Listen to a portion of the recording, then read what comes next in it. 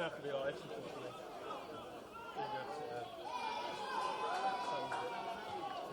Do you prefer being on that side? No, it's fine. I don't mind it.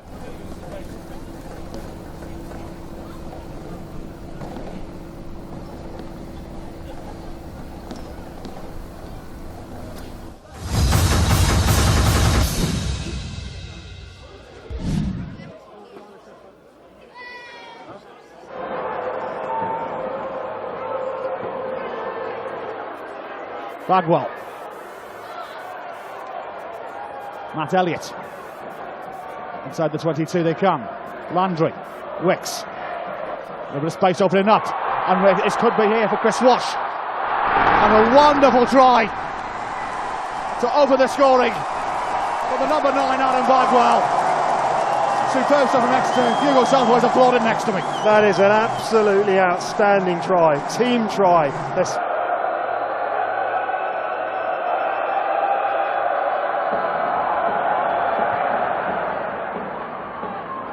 Well, the crowd is silent, but not for long.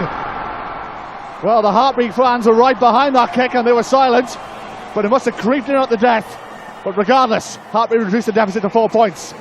3 is trickling for these two sides. And Linsell catches the line out. Callum Young's been excellent from the hockey with his dart so far. And now Exeter's beginning to dart towards the line. They've got a penalty coming their way. So a free swing coming their way here.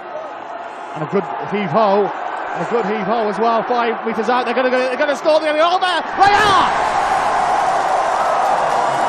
And that really was far too easy for Exeter. Gibson.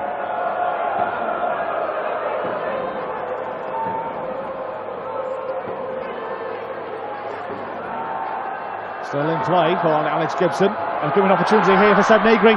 Good tackle, and it was needed as well by Hartpury smell the try line. They've got a penalty advantage to come. But it might be holding in the corner. Is it good enough? Is it good enough? It certainly is. Hartpury are back in it. Right now, one of the Hartpury forwards, so they're momentarily down to 13 here. There could be a great opportunity here for Forrester, and it could be a chance to score. Well, where does this come from? Well, down to 13. And now we're back in the game.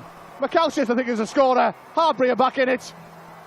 Out of nothing. They're trying to get Hartpury into it, but they can counter-attack through Holden.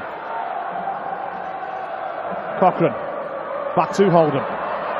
Man to his left-hand side, he wants to use it. He's got McAlshith to his left. Doesn't use it. Tackler not rolling away, so penalty to come here. It was taken quickly. And maybe a chance for the corner here. And it is as well. Harry Randall's a scorer. At 1 point Exeter could have been robbed of victory here. And Hartpury have made an astonishing comeback. And now they lead with 15 minutes to play. Of the game and where it's gone and how well Hartpury have come back into this game. As I say, that's a sign of true champions, and if they go on to win this game, that'll be key to how they've developed into the second half. Randall Leeming crossfield kick. This is interesting. Could be very interesting. Oh, what a superb pass that is. This could be game, set, and match. Hold on for the corner. Hold on. Oh, he just trips up. Just shy of the line.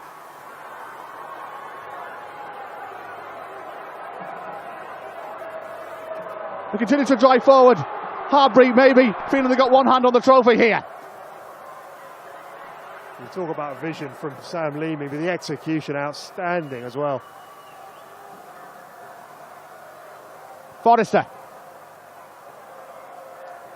Picked up by Morgan Morris.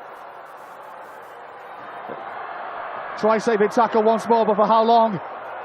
They're just shy of that line. Referee's having a good little glance at this one.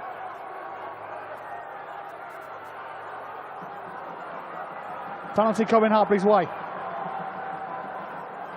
Lordy is the man to stop. That ball a metre or so out.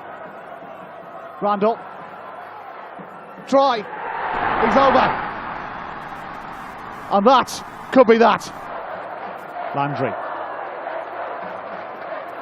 finds a gap, and a good pass it is as well to Rory Lorimer. Lorimer inside the 22. Landry. Out wide, Wilcock. Roberts tries to gap, and Roberts is in! Roberts scores! What drama we have here! Exeter are back in it with 4 minutes to play. And they needed a moment of magic. They got it from Ted Landry. He's the guy that takes the ball to the line. He brings players into the game. The pass out the back. And out of nowhere, where they've been completely outplayed for the last 30 minutes, they are right back in this game. One of your life. It is the most important. It is absolutely right. This ball will go right to the back, right into Randall's hands, who has been absolutely superb. Boots it off the field! Welcome to Iffley Road, home of Oxford University Rugby Club, and today hosting England students versus the combined students of Ireland. And I'm joined now by England's captain, Isaac Miller. Isaac, big day for you.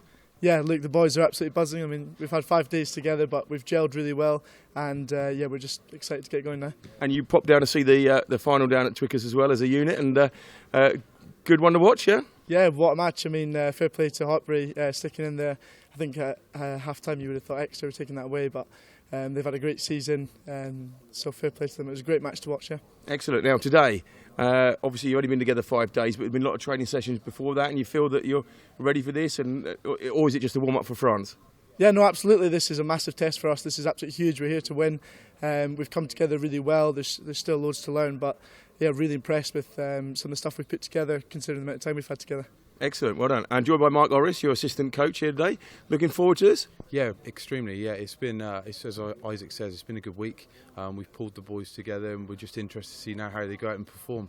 Excellent. And is this your first time with England students? No, this is my 3rd season as an England student coach. I was an England student player many moons ago, but yeah, hopefully, mate, we'll get the result today. Excellent. And Isaac, is this your first cap, or did you play last year? Yeah, this is my first cap for the students. Yep. Excellent. And to captain the team as well, nice honour. Yeah, absolute honour. I mean, completely unexpected, but absolutely buzzing for that. Lead the boys out. But there's loads of leaders in that team, so yeah, buzzing. Excellent. Well, thank you, gents. Good luck, and hope a good result for you. Thank you. Cheers. I'm now joined by the captain of Combined Students of Ireland. That's right, Darren Hudson, and head coach Dan Van Zyl. So, Darren, big day for you. Massive day. It's a huge opportunity for all the universities to get to show off the talent that we have back at home. Okay, so educate me here. I don't think of Ireland and massive universities. Are you kind of like, picking from just a few, or is there a lot more that we don't hear about?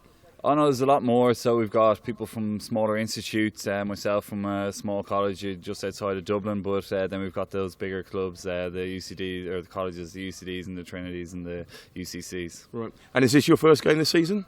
Yes, it is. Yeah, we've had a number of training camps between selection and just actually together as a squad, but we're right and ready. Right. And is this your first cap, or did you play last year? No, my first cap. It's a great honour to be capped, and captain as well is a huge honour.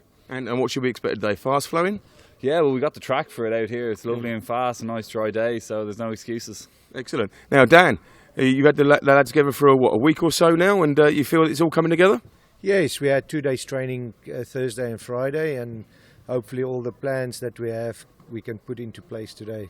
Excellent. And is this your first season, or have you been doing it? You're expert on this? No, I've got no connection with any university, so I believe that's a first and so on. But that's a challenge, and we 10 different institutions presented. So looking forward to see the guys perform. So it's a good spread across the team there, and so gelling them together. Obviously, it's more man management than like what's going on out there, is it? Well, that is the challenge, because obviously they come from different universities and clubs. And we want to put a stamp on it. And then when things don't go so well, you want the players to stick with that rather than go back to their own ways. But again, hopefully we can put that into place today. And it's been going well, the training during the week. Ready for today? You feel you're ready for it today? Oh, listen, I feel like a student training these guys, and wish I could play on a day like today. But no, really going well. Excellent. Well, best of luck, lads. Good luck today. Hope you win. We'll now go and join Scott and Phil de Glanville, and we'll run through the teams. Good afternoon, I'm Scott Eburn, and welcome to Iffley Road, the home of Oxford University Rugby Club, for today's England students versus the combined students of Ireland match.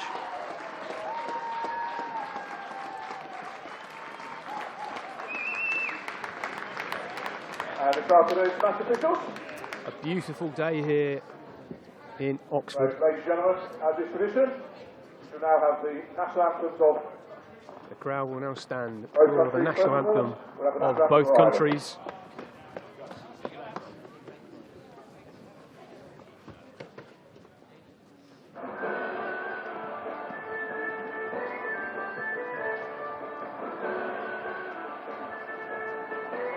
I'll take you through the teams. England students: Adam Brocklebank, Isaac Miller, the captain; Rory Mason, Dan Preston Routledge, Will Britton.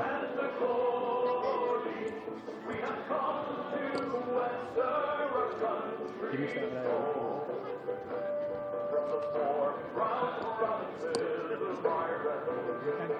You want to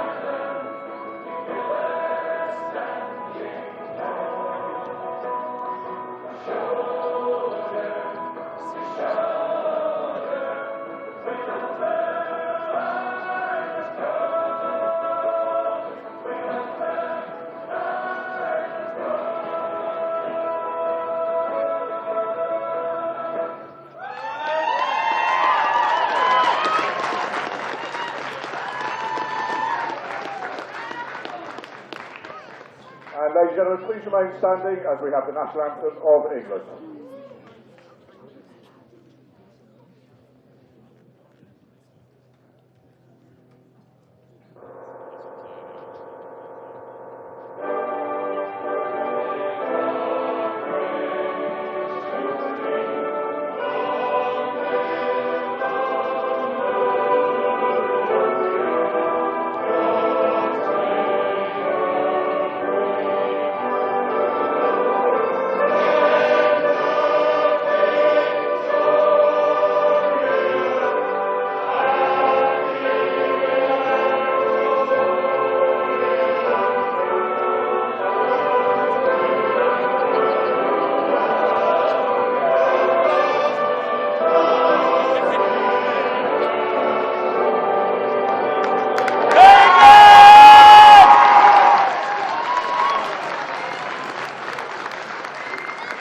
Great rendition of both the national anthems there. Let's take you through the England student side. Adam Brocklebank, the captain; Isaac Miller, Rory Mason, Dan Preston Routledge, Will Britton, the big man from Bath; Simon Uzukwe played in this fixture last year; Jack Barnard, Oliver Robinson, Sam Poynton, Mike Dixon, James Murdoch, Charlie Dunbar, Tom McLean, Tom Starman, and the quick-footed Will Kay of Loughborough.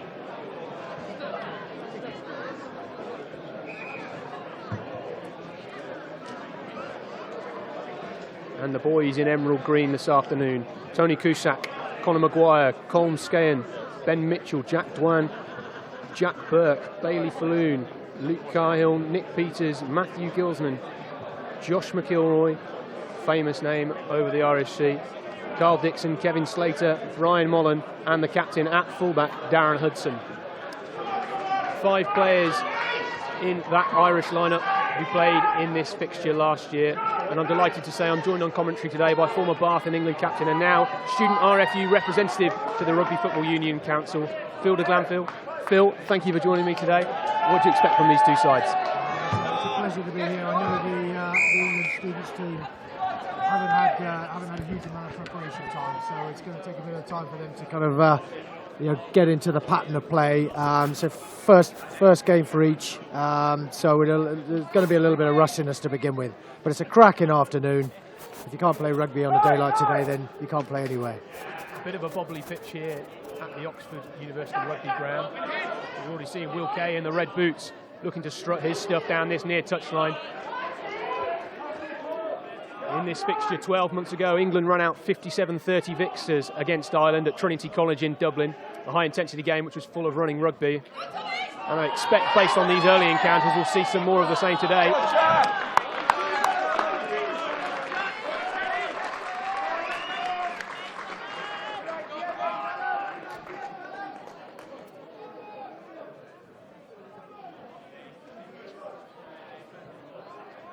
England are without players from both Exeter University and Hartpury College, who both played in the Bucks Rugby Championship final at Twickenham on Thursday. This England side, though, featuring a wealth of experience. 2 players that played in that victory in Dublin 12 months ago. Adam Brocklebank and Simon Azukwe, both who will be joining Newcastle Falcons at the end of this university season. Early passage of play, both sides looking to move the ball. We could see a very expansive game of rugby today. Early break on the far touchline.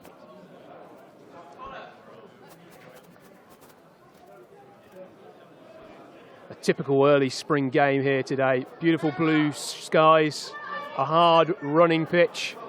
Turnover centre field though for England, and they have numbers over. Moving it through the hands of Tom McLean. Bundled into touch was James Murdoch, the University of Nottingham man. England already looking to find holes around the fringes of this Irish side. Yeah, I think both teams are kind of, trying to switch back to the blind side pretty quickly. So rather than just keep on going with the flow and keep on going around the corner, as they say, they're just switching back to the blind side, trying to find holes, and then from that turnover there, they created half a space on the overlap, but they snuffed it. The Irish snuffed it out pretty quickly. And Ireland, or the combined students of Ireland rather, 12 months ago, just missing out here over in Trinity College. Today they'll be looking to bring a similar intensity.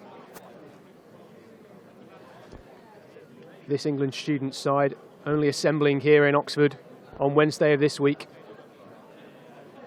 3 weeks ago they had their trial up in Coventry at the Broad Street Rugby Club.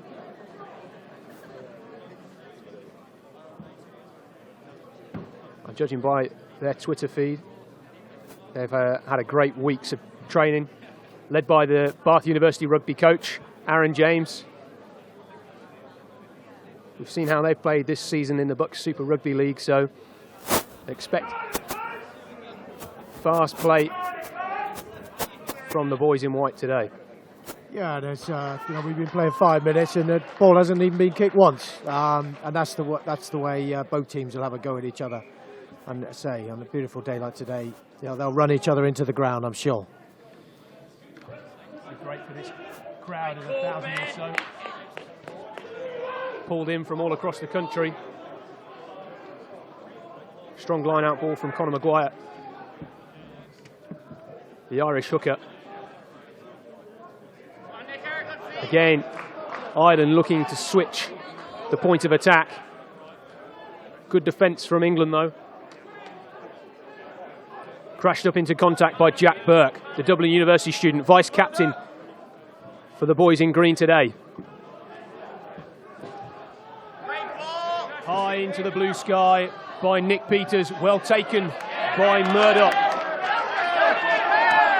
A good tackle from his opposite man, Brian Mullen, as Ireland now look to counter this England attack.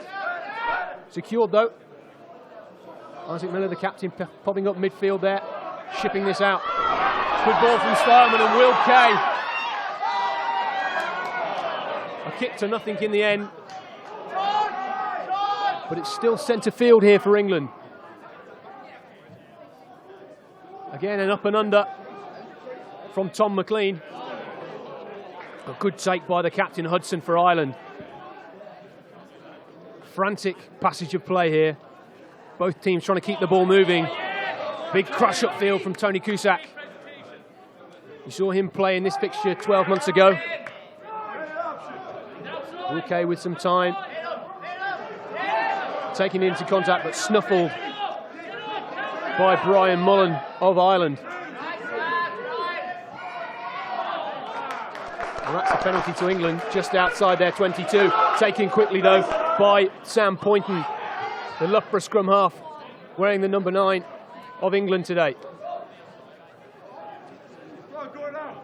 Tom Stileman just trying to get a bit of a break on the outside. He was on his own, but he's well supported.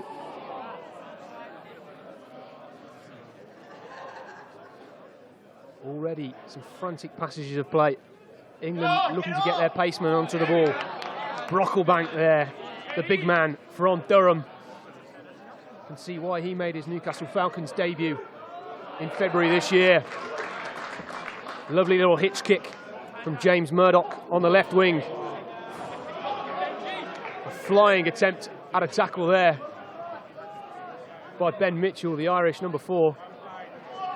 England, though, looking to put some pace out wide here.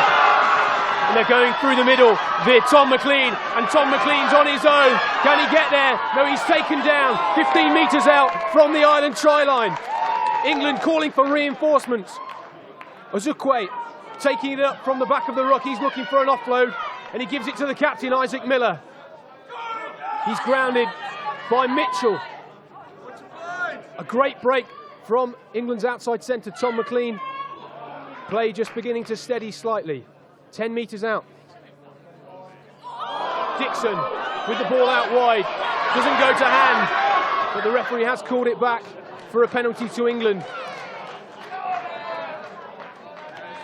And that, Phil, what a frantic passage of play. A great play from England's outside centre, Tom McLean there. It was. I mean, the hands were fantastic to get the ball to him. And then having made the break, which was pretty incisive, he perhaps should have looked outside again rather than coming across the pitch. He kind of ran away from all his support there. Unfortunately, there was no one there to pick him up. Otherwise, it would have been a certain try. So potentially there should have looked right when he went through. But tremendous hands to get there, and some really great offloading. And the lines they're running in the backs are tremendous. They're holding the space out wide, and they're capitalising on it. Certainly, England at the minute up in 5th gear, and we're only 6 minutes into this game. Fortunately, though, Ireland having to make an enforced substitution. Colm Skeen looking like he's just picked up a knee injury and he's limped off the field, been replaced by James Bollard. Good line-out ball from England, though, collected by Will Britton. And it's with the captain, Isaac Miller, at the back of this maul. England throwing everything in. Charlie Dunbar, the inside centre, supporting this drive over the line. Can they get there? One more shove and England surely over the line here. Is the referee calling it? Is it a try? No, it's held up. And England will have a put-in at the scrum 5 metres out from this Irish line. A great line-out ball there and a good rolling maul from the English pack. See number 2 there. Yeah, typical Irish fashion there. You can see 18 just getting in there to try and disrupt it as much as possible. There was no way they were going to be allowed to drive that over cleanly, and they defended that very well, the Irish. A good snaffle from the boys in emerald green. Only 7 minutes played in this game. Sam Poynton, England number 9, with the put-in. Ozukwe, though, takes a quick tap from the free kick. He's just held up short of the line.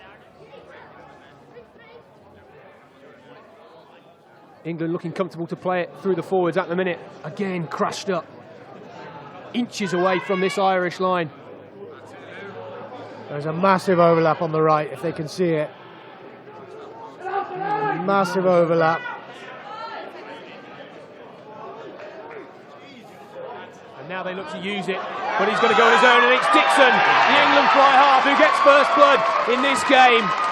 There were numbers over, but he didn't need it. A beautiful outside up by Mark Dixon of England. Opening the score here, 10 minutes into this game. Ireland just getting caught short in the end. A pretty easy try in the end, Phil. Yeah, it was nice timing again. This is a switch back from the blind to the open. Takes the ball and they're already stretched out there, so he had a nice fend there, and he's over. So, you know, he could easily have put it through the hands as well, but seems to be a pattern. They're switching from the blind to the open and vice versa there, getting the 10 coming round. A pattern they're obviously worked on. Yeah, you could see Dixon just before he shot off to the far touchline. He looked for the blind side, a quick change of direction. This is Loughborough teammate Will Kay, right of picture, the red boots, wearing number 15 today. Lovely little dink, and it's gone off the far upright. And England take an early lead, 7 points to Ireland's 0. 11 minutes into this game. They all count.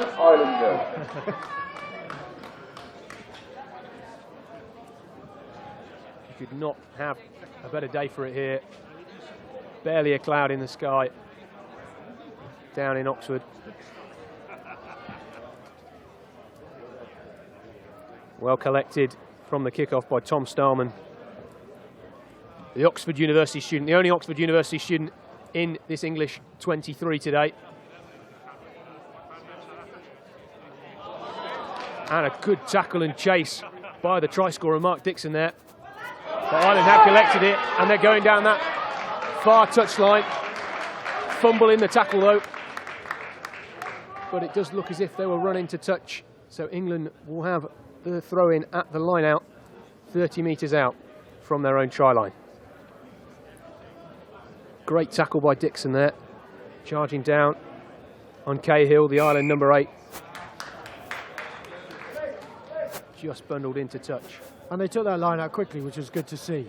You know, obviously trying to vary the pace here, and took that very quickly before the Irish had got set. They've got traditionally very strong defensively, the Irish, in the line out.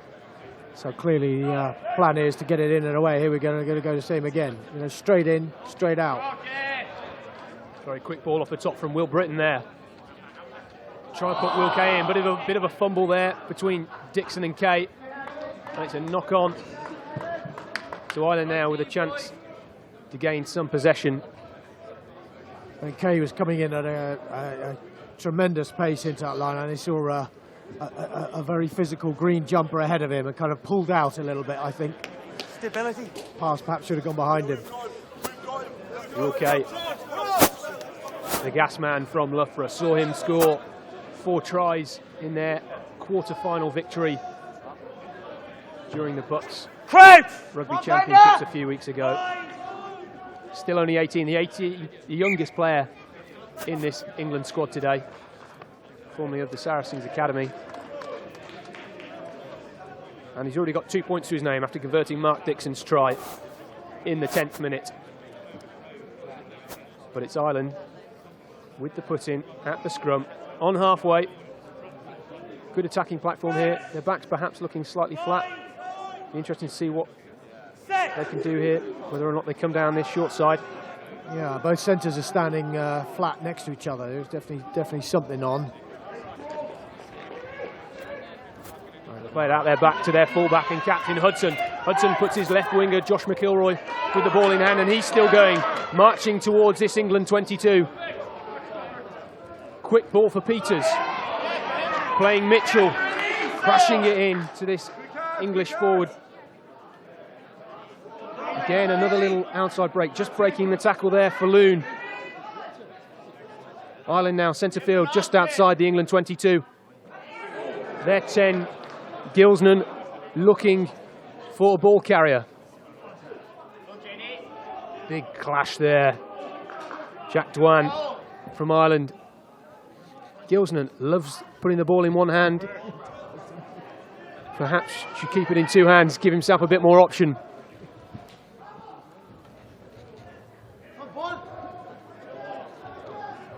Solid defence by England, and they've stolen that one. Oh, they didn't roll away there, having made the tackle. Some refs aren't as hot on that as others, but clearly they having made the tackle. He was still trying to compete for the ball when he had to release him. So hence a penalty to the Irish. Well spotted there by the referee for this game, Ian Kenny of the Scottish Rugby Union. He's your man in the middle today. And Ireland have opted to go for the penalty kick. Yeah, it was a good bit of pressure there by the Irish. I mean, they made the break initially out wide off the scrum, and then multi phases there. Pretty resolute English defence, but they kept the ball well, and they've earned themselves this penalty. It's a solid wall of English defence today, and Ireland will have to bring everything they can to try and break through. It's the Irish right wing, Brian Mullen from Dublin University. who will look to get their first points of this game.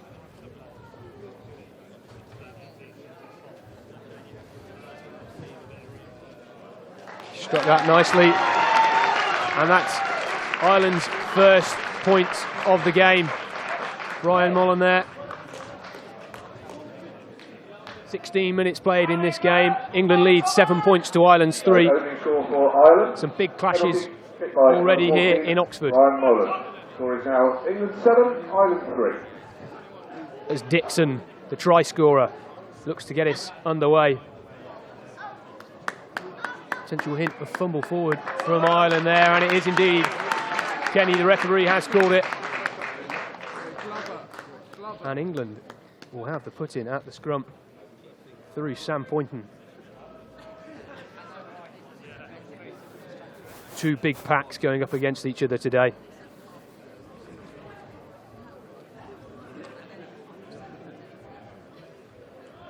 But all the English backs stacked to the left here, so clearly they're not going to go down the blind side of this scrum. Such pace out wide, this English side. Murdoch, Stileman, Kay out the back. Keep an eye out for him in the red boots, and here he is, Will Kay on the ball. A little pop out the back to his right winger, Stileman. Over the gain line, England. Big crash up from Will Britton. Murdoch getting in the action. Centre field here, England with options. Picton gone. Trying to reach for the line here, England. Poynton picking out Dixon. There's space out wide for here. England, McLean trying to put Uzokwe in, and Uzokwe crashes through, and it's the big man from Sunderland who crashes over. Perhaps an unexpected position for the back row to find himself in on that right touchline. But it's Simon Uzokwe who beats 3 men to score England's second try of the game. Yeah, he did really well there, Uzokwe. He didn't have the pace to go around the outside there with the backs, but bounced 2 off, back through the middle. He's used his power.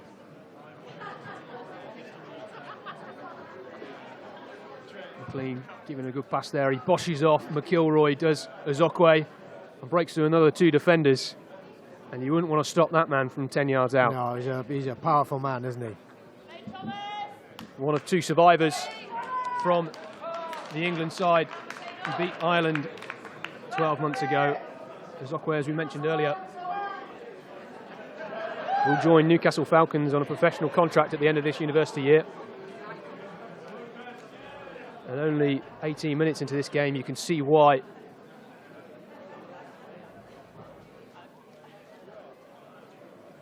Another little dink off the tee for Will Kay, but that one is pulled to the near post. So England lead 19 minutes in here, 12 points to Ireland's 3. So far in this game, England have had all the territory. Ireland will perhaps be looking to get some of their own over the next few passages of play. Will Britton in the black scrum hat there. Just getting a bit of strap into his elbow. We've seen him carry already in this game. Been a big, big player for Bath this year. Led them well to a semi-final place in the Bucks Rugby Championship. This Ireland side, though, Phil, a bit of an unknown capacity today. We haven't seen much of them. Obviously, the English boys we've seen a lot of throughout the Bucks Super Rugby League this year. When playing an Irish side, what do you try and look for and to stop from their attacking threats? Oh, I mean, they've got all the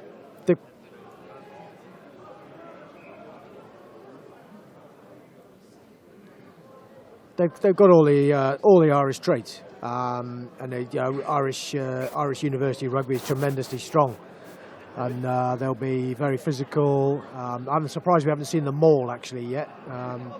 So they're playing everything off the top as they have done again. But say a lot of it's about kind of organisation really. They haven't played together.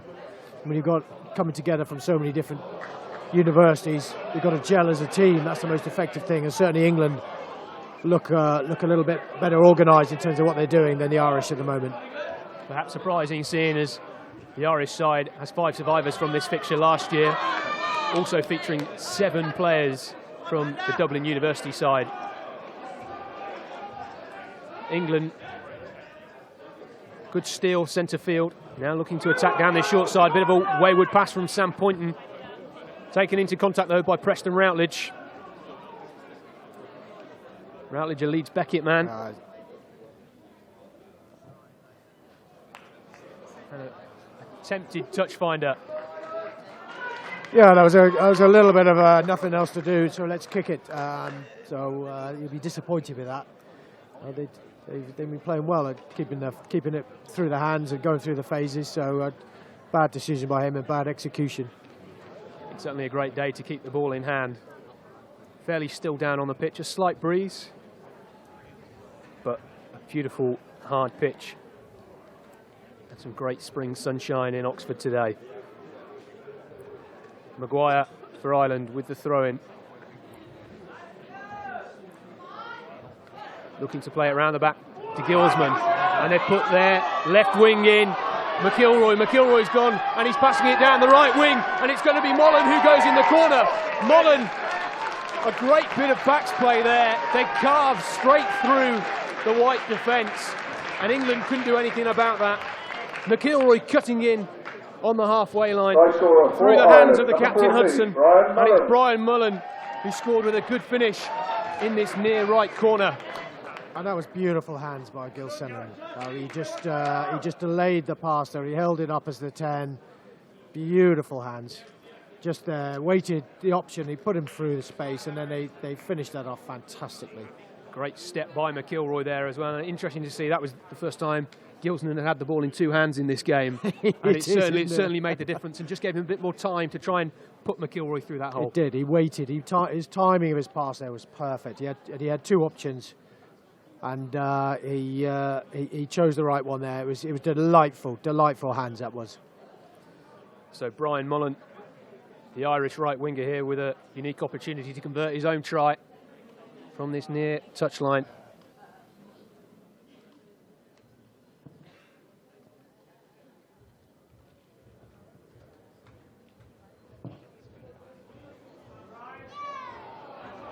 Perhaps just a bit short, and he's pulled it to this near post. But a great try after a fantastic backs move for Ireland, and that will have certainly woken up the English defence.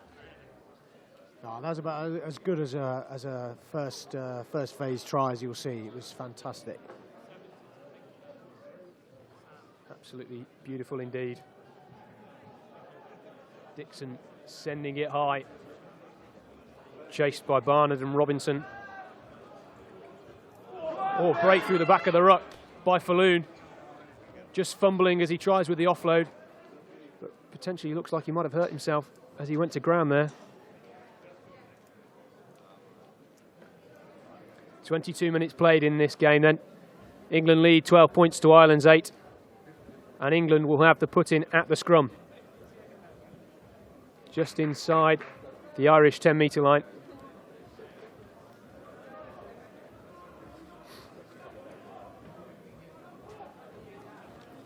Interestingly, the Irish side features 2 brothers today. Kevin Slater starting at outside centre and his brother Brian Slater on the bench. He's the substitute scrum half, so we'll expect all the to see. back stacked to the left again.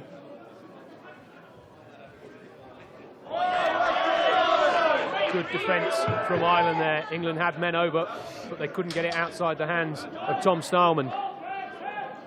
Looking to go down the short side again through McLean. McLean steps back inside, doesn't want to get ushered into touch.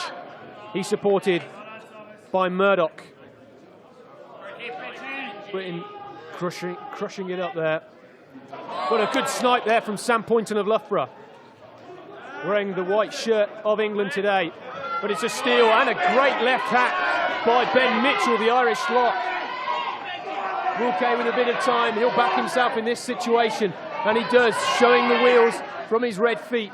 A good dink over the back of the Irish defence, collected though by Darren Hudson, the captain for Ireland. And he's going on his own, he's looking for some support. Can't quite find it, just fumbled as the pass was being made there. Hudson.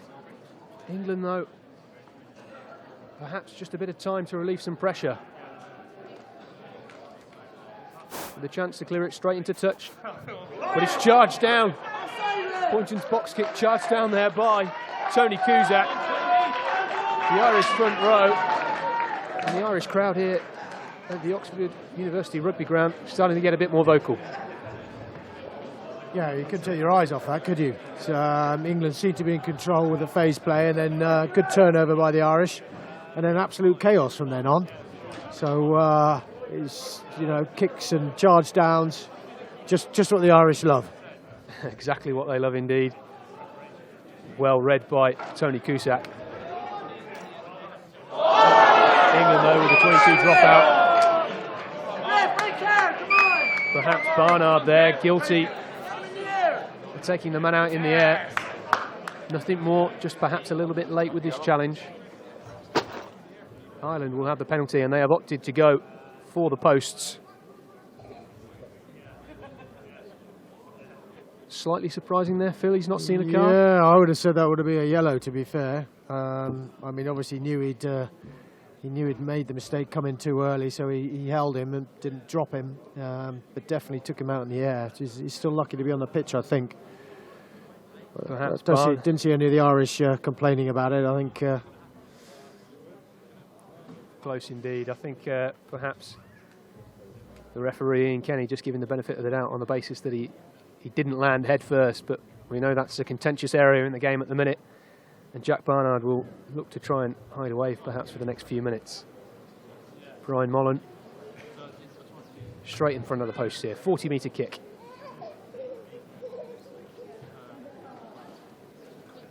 Chance to put Ireland 1 point behind England. 26 minutes into this game. And it's straight and through. And that is a second penalty for Brian Mullen. All the points through him so far in this game for Ireland. Goal for Ireland from number 14, Brian Mullen. England perhaps need to just control the game a bit more now. Slightly frantic over the past 5 or 10 minutes or so. Yeah, after a great start by England, you know, the last five or 7 minutes have been all Ireland really. So they just established themselves a little bit of territory, a little bit of possession in the Irish half. So again, Ireland have done well to win that ball from the kickoff. So yeah, they need to keep the ball for a bit, England. They may have thought perhaps in the first 10 minutes that they were going to have it all their own way, England, but the combined students of Ireland have certainly come back into this fixture.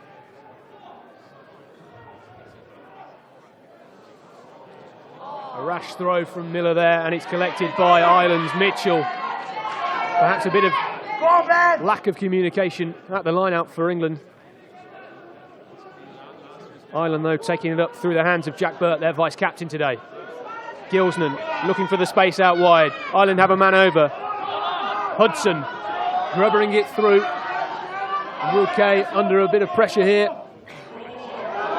A wayward pass over to Starman, who collects well. And that bounces on this wobbly pitch here in Oxford. It's not gone into touch. McIlroy looking to run straight back at them. Supported well though by Falloon, and Falloon's going on his own. He finds his right winger, Mullen, and Mullen goes under the posts. And that was way too easy for the boys in emerald green. England hands on their heads, not sure what happened there, but a great bit of counter-attacking rugby from Ireland. Having kind of been under pressure there, kicked out from the low line. They just didn't get the organisation right down the far right touchline. Kind of ran it back here, they spotted it, and they saw the space, and he just attacked that. Got a good offload there, and then he's in space. There's no one in there filling in from an English perspective, and he literally just ghosted through. It was a great pickup. To be fair, this was a fantastic pickup by Mullen, and under the post. Game on. Almost a one-man show from Brian Mullen so far. 2 penalties, 2 tries, and he'll certainly convert this straight in front of the post.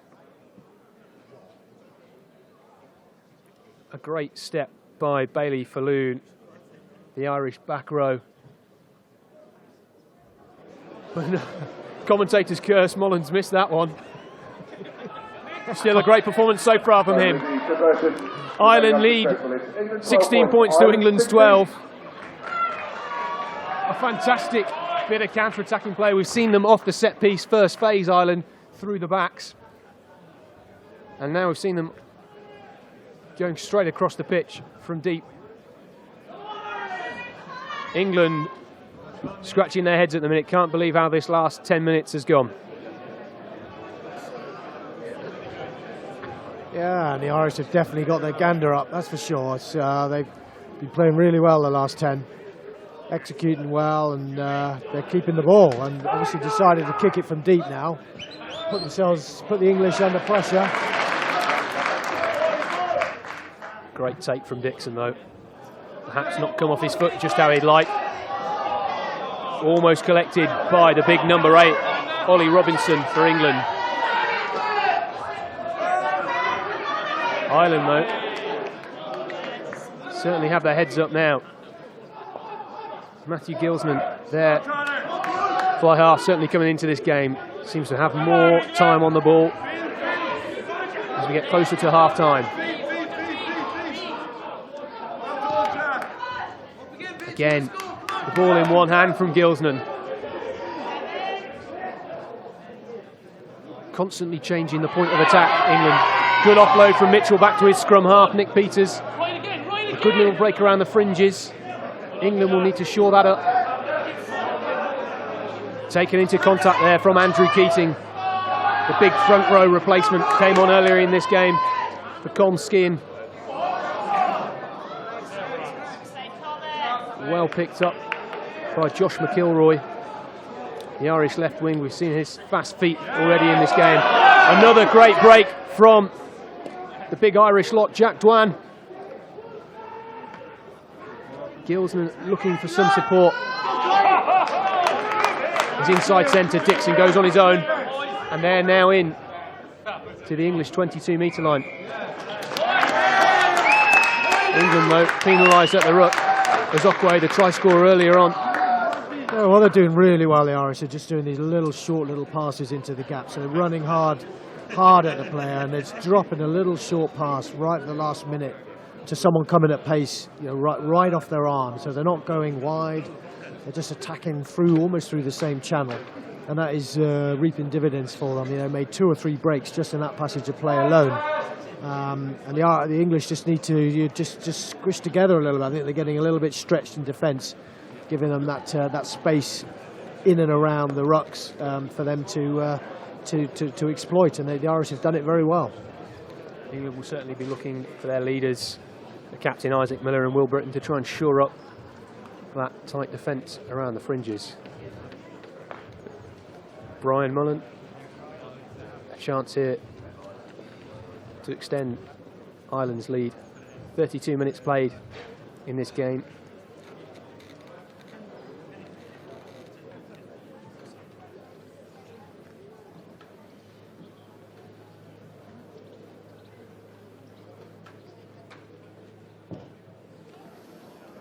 Big hoof this time, he doesn't pull it. Just sneaking inside the far upright for Brian Mullen. His 3rd penalty of the game. 19 points so far for him. Special penalty. Ireland lead 19 points to England students 12. Score is now England 12 points, Ireland 19. England just needing to control this a bit more perhaps. Try and look for the corners, find some territory. Yeah, just need the ball. Just need to keep the ball. The only time they've had it is when they've been chasing back to good Irish kicks. They just need to win the ball on the front foot a bit and just keep it. So just Ireland, I think, have had it for this 15 minutes, it feels like. It certainly does, and you can tell England really need some possession. But a good opportunity here for Will Kay and Dixon to put up an attack. Dixon sending it long, and it's just bounced into touch. Well, we're reaching that stage of the season when the grounds are firming up and the ball can bounce anywhere. And it certainly did there on this hard Iffley Road ground. Just bounced back. But just not quite lacking the... England just lacking the urgency at the moment. We need to get the ball back and keep it. Certainly need a bit more control in this game. But Ireland with the line out through the hands of Maguire, well collected by Burke. Back to Gilsnan and round the back, and he looks to go on his own. Again in one hand from Gilsnan.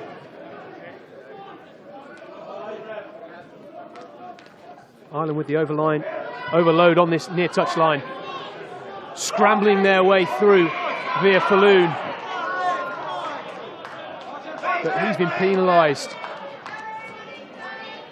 And England will have the penalty and a chance to kick this one deep through the boot of Mark Dixon.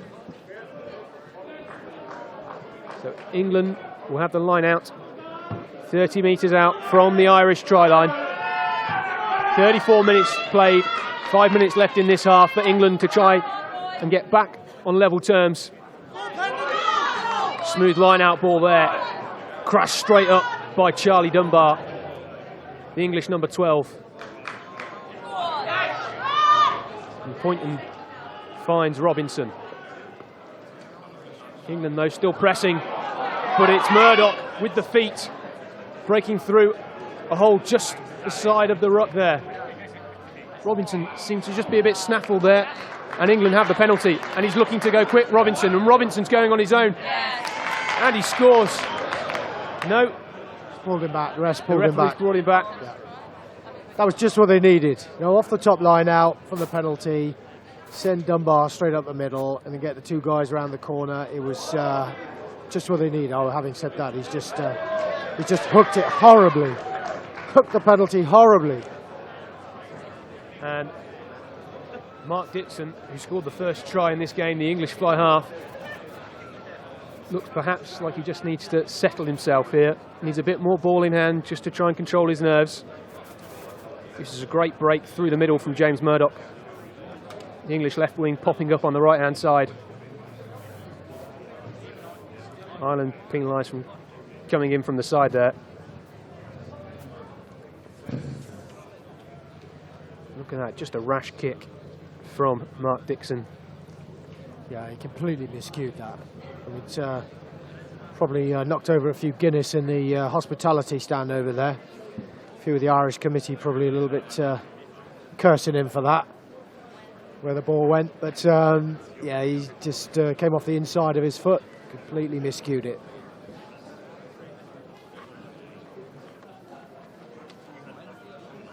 So Phil, you're obviously the student RFU representative now on the RFU Council. What have you made this season of the Bucks Super Rugby League, and how have you seen the student rugby in England progress? It's been tremendous. I mean, the standard's been fantastic, and the games. I think it's only going to go from strength to strength. So putting all the top 8 teams together has worked. I think better than we could have expected, better than anyone could have expected, I'd say. So I think it's only going to go on from strength to strength. The final, Hartbury Exeter, I'm a bit biased there, but it was tremendous game of rugby. So you certainly wouldn't say that Hartbury were slightly lucky to get the rub of the green in the final on Thursday then? They deserved it. It's also good to see in this England squad today players that are outside of that top 8 Super League. Yeah. You know, we've got Simon Azukwe, who's from Sunderland, not necessarily a big rugby university, but he's already had an impact in this game. Yeah, and likewise with Tom Starman from Oxford, you know, outside that too. So he's done well too. Little break around the outside from Sam Poynton, and he's on his own. He has Azukwe to his left, but Sam Poynton doesn't need it, and he turns on the afterburners. What a solo score from Sam Poynton, the Loughborough man at scrum half for England today. A fantastic solo score, over 50 metres out from the try line. He made the break around the fringes, and with 20 metres to the line, he completely gassed the Irish captain Darren Hudson at fullback. A solo score of pure brilliance from Sam Poynton. I mean, that's one for his scrapbook, that is. It was tremendous. I think he kind of looked around for support, couldn't see anyone having made the break. He couldn't see anyone anywhere in reasonable proximity. I mean, there were a couple of guys coming up. Azukwe wasn't far behind him, and he just realised there was no one there, so he just put the afterburners on and absolutely screamed away. It was a tremendous score, tremendous. Will Cave made the kick, a fantastic break and fantastic successfully converted by number 15, William 46 metres out. So the score is 56 now metres England out. 19 points, Ireland Doing an 19 injustice points. there. A handoff around the ruck. 22 metres out. He saw the hole, put it in one hand. And you have to say it's a bit against the run of play, so England will be delighted with that. You know, just coming up to half time now to get that score, just to settle things. Certainly so. Scores even in this game. 19 all. 2 minutes left to play in this half.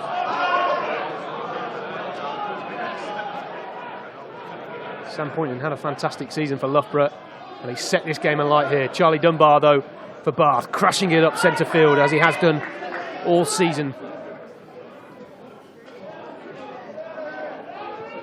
His Bath captain, Will Britton, with the ball in hand now.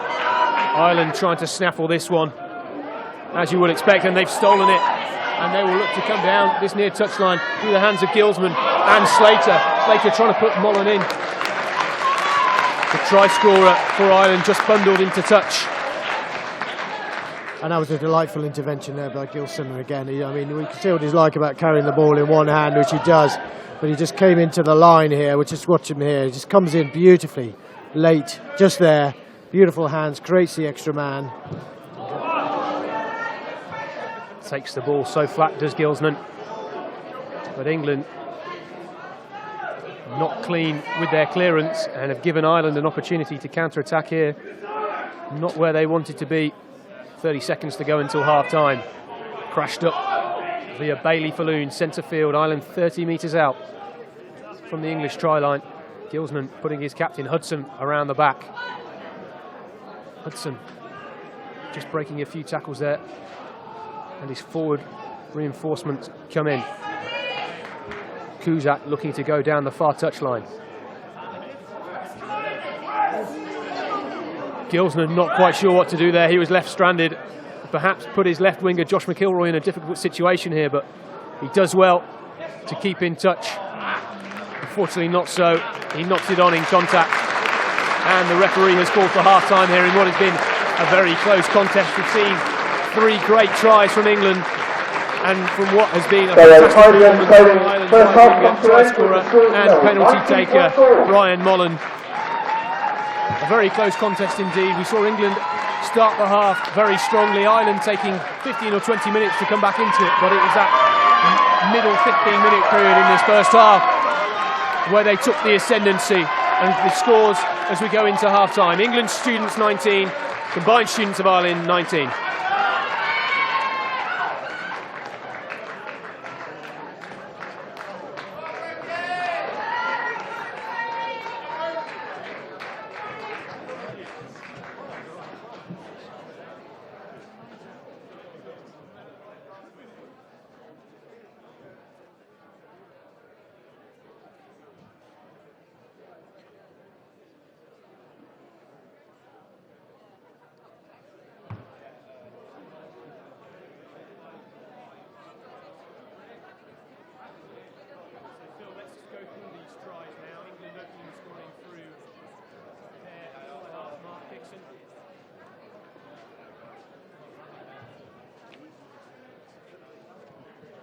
Let's go into the tries now.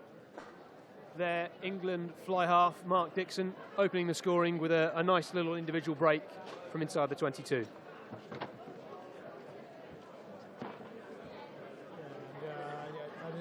There's been 2 or 3 phases before this, and Dixon just sitting on the blind side here. He spots that there's the overlap on the right, and has the ball, one more drive by the forwards, and then he suddenly goes. They're always in trouble, the Irish. Then just a question of which one. A nice fen and over. They were always stretched there on the Irish left. He spotted that, came from the blind side, took it very well. A similar situation here, where we saw Zukwe go over. Yeah, and again, he gets the ball. He knows he's not going to make it into the corner. It just comes straight back. Big fen, 2 big fens. The Irish weren't filling in inside, and he's through. And he's a big man, so no one's going to stop him from there once he's come back on the inside. A man mounting Simon Azukwe, but this is the first. Beautiful hands. and then beautifully executed here just to finish off to the man, Mullen, who scored all the Irish points on the outside. Tremendous. A great break indeed from the Irish This is the backs. one where the ball kick out. There's a good offload there, and they're in acres of space. The English defence should have been much better than that. And he fires the pass in, and Mullen picks this up off his toes brilliantly. That was so easy to knock on, and he's over. Response really to a prolonged period of pressure by the Irish. Poor kick out from the English, and they deserved that. And then a little bit against the run of play, you have to say. The final English try, but brilliantly taken by Poynton. A little dummy there. First time he's actually sniped around the side of the ruck, and he's away. And he's looking for some support, and it absolutely puts the afterburners on there. Leaves the fullback for dead, and he's over. Say, textbook try. Okay. We've certainly seen the Irish back three with the pace, but they couldn't stop Sam Poynton at the end of the first half. No, it's the first time he's gone around the fringe. Ozokwe there's coming up at bait, but he just doesn't need him. Carries on, like the other two, the two Irish defenders, was absolutely left in their weight. Tremendous pace. A fine individual effort for Sam Poynton, one that I'm sure will live long in his memory. And we saw with Mark Dixon, the English fly half. He started the game so well, but perhaps just losing a bit of composure towards the end, the second quarter in that half. Yeah, I mean, England, settled really well, and first 15, 20 minutes, they're playing some great phase, well organised, and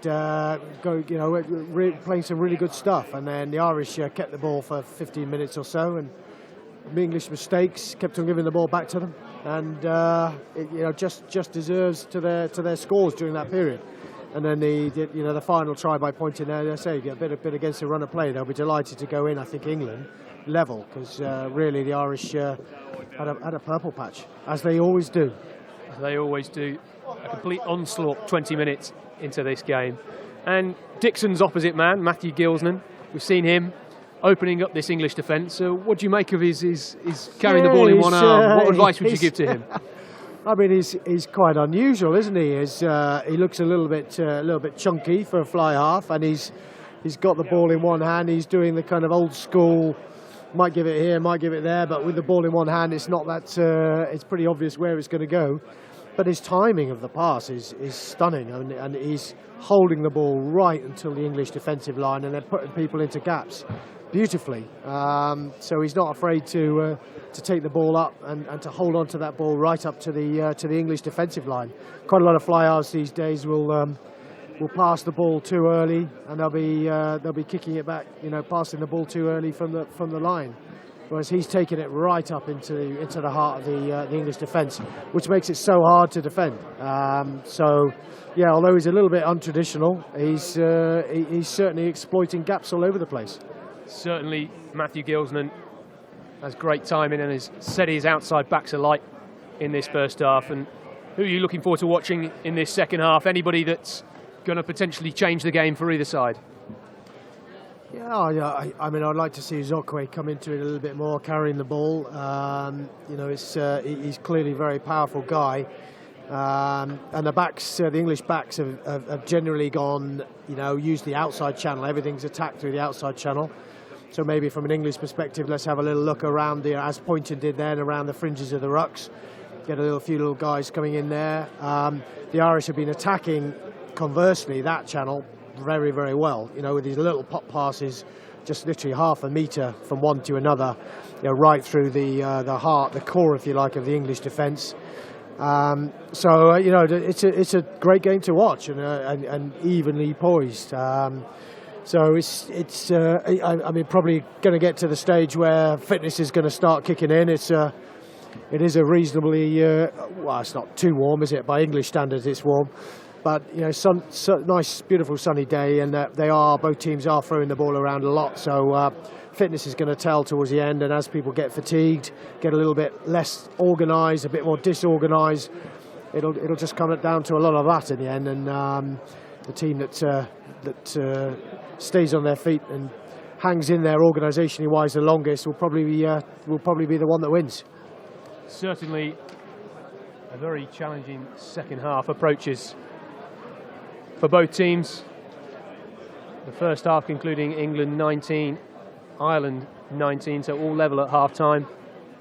Both teams just about to make their way out for this second half. Ireland out onto the pitch first. Be interesting to see if there's any changes, as you say, Phil, whether or not fitness and the mildly warm weather conditions play a part in this game. But a strong contest and what should be an electric finish in this game today. Yeah, there's no doubt the benches are going to be important, or the finishers, as Eddie Jones likes to call them. But it is going to be important today. Some of these guys who've already put in a good shift. So, and from both coaches' perspective, they'll want the whole squad to be involved. I'm sure. Want everyone to get on the pitch. Back out onto the pitch, both sides now. We're expecting a very close second half here down at Iffley Road, the home of Oxford University Rugby Club. We're just adjacent to the famous Roger Bannister track where he ran the first sub-4 minute mile. And the players out there on this pitch today, England students versus the combined students of Ireland, will need lungs like Roger Bannister to finish this game like a train. Gilsnan with the ball in hand. He'll look to restart this game. 40 minutes left to play here and an awful lot of pride at stake. Well collected from Dixon, who isn't prepared to try and play with it, and clears it almost immediately. But it is Ireland who will have the line out, 35 metres out from the England try line at the start of this second half. And that's what you want from an Irish perspective, with the kick-off going long, slightly sliced that, pointed into touch, so, line out just outside the 22. Great attacking position. Snaffled at the line out there from England's Will Britton, and Sam Poynton looks to move it, but the referee has called it back for a knock-on. And it seems as if Ireland will have the put-in at the scrum. 35 metres out, a great position for them to be in early on in this second half. Just keeping an eye out for Josh McIlroy, the Irish left wing, who's positioned perfectly just behind his fly half, Matty Gilsnan. And from an attacking point of view, this is about as good a place as you can get, because the English scrum half has to stay down the blind side there, so he can't go and defend the backs. So there we go, an 8-9 and you're in business. And it is McIlroy who comes in on this right touchline, grubbed through by Hudson. And it's ushered into touch by England. Yeah, they did well to kind of cover defend that there. So, the Irish always created the numbers by going 8-9 off that scrum.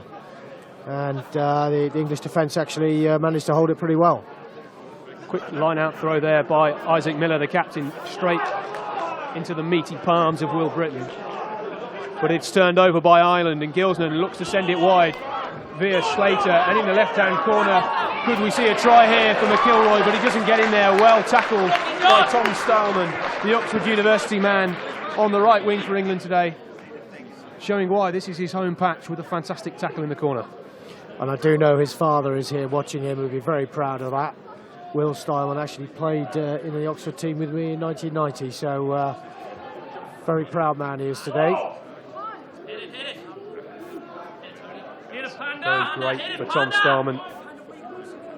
Not often you get to play for England on your home patch. England, though,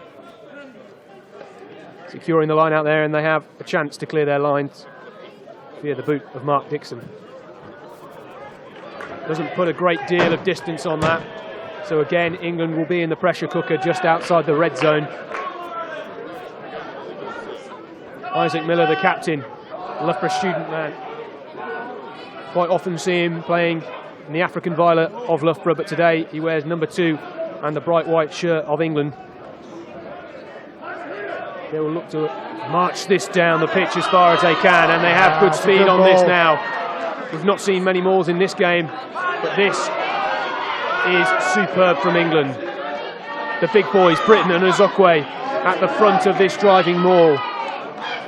Ireland trying to recycle some men just to put the brakes on this one, but England's still going. It's gone 40 metre maul.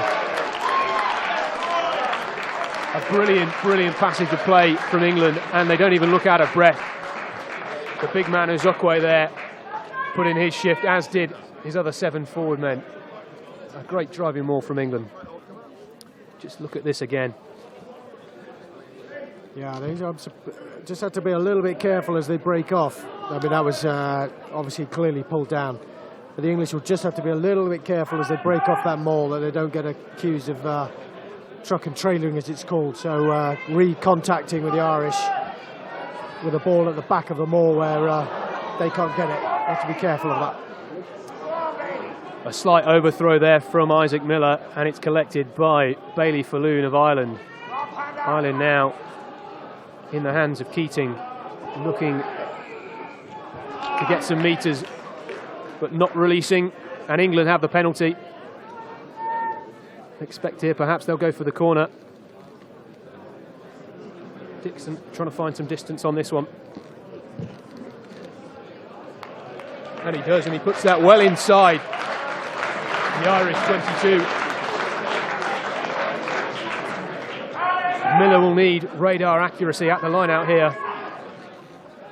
A great attacking position.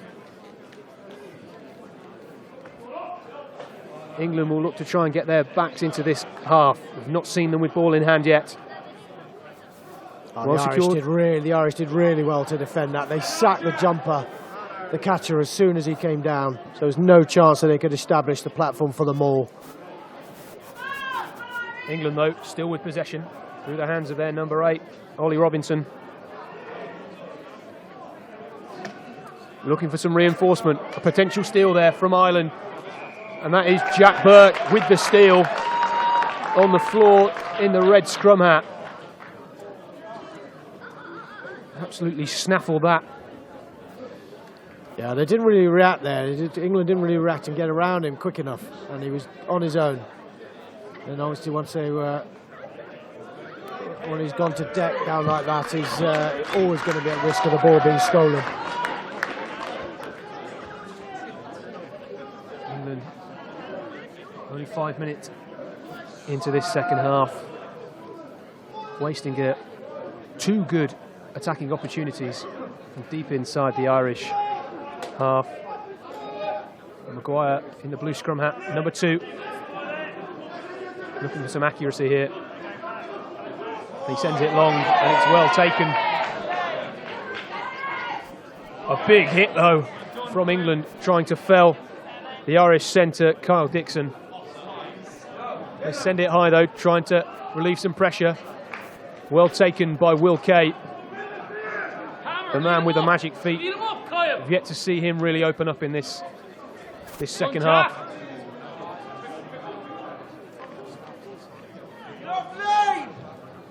Dixon trying to find some space in that far corner, but well collected from the captain, Darren Hudson.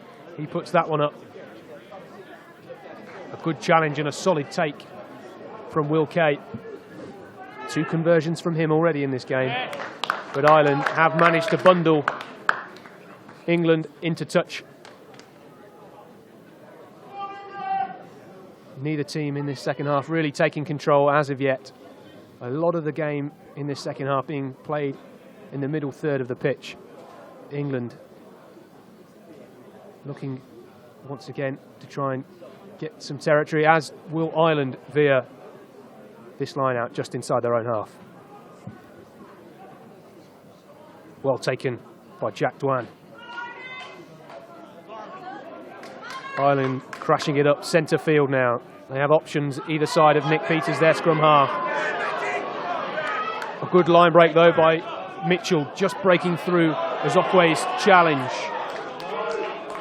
Just staying in touch on this near line. Another crash up via Ben Mitchell. Ireland though coming down this touchline again. A slip tackle from Sam Poynton against Kevin Slater.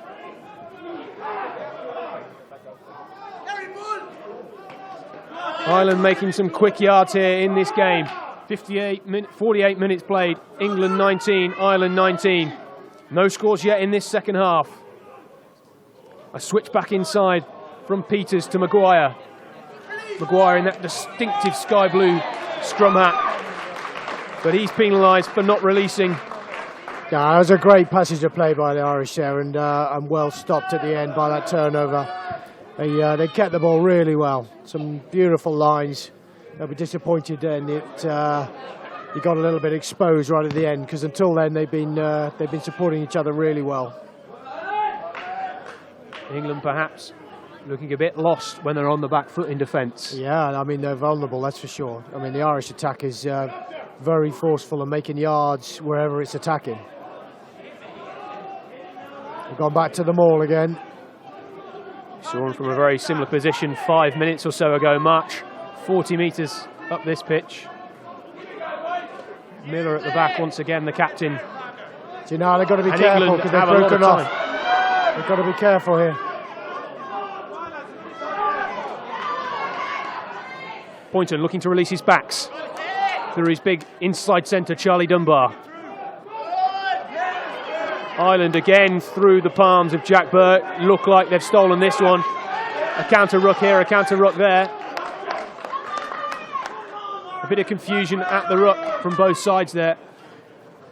And that's really just what the backs didn't want there from an English perspective, is the maul to stop going forward and then to release it to the back. So you really want it when the maul's still going forward and the opposition defence is on their back foot. And that's yeah, they'll be saying thanks but no thanks for that from an English back perspective.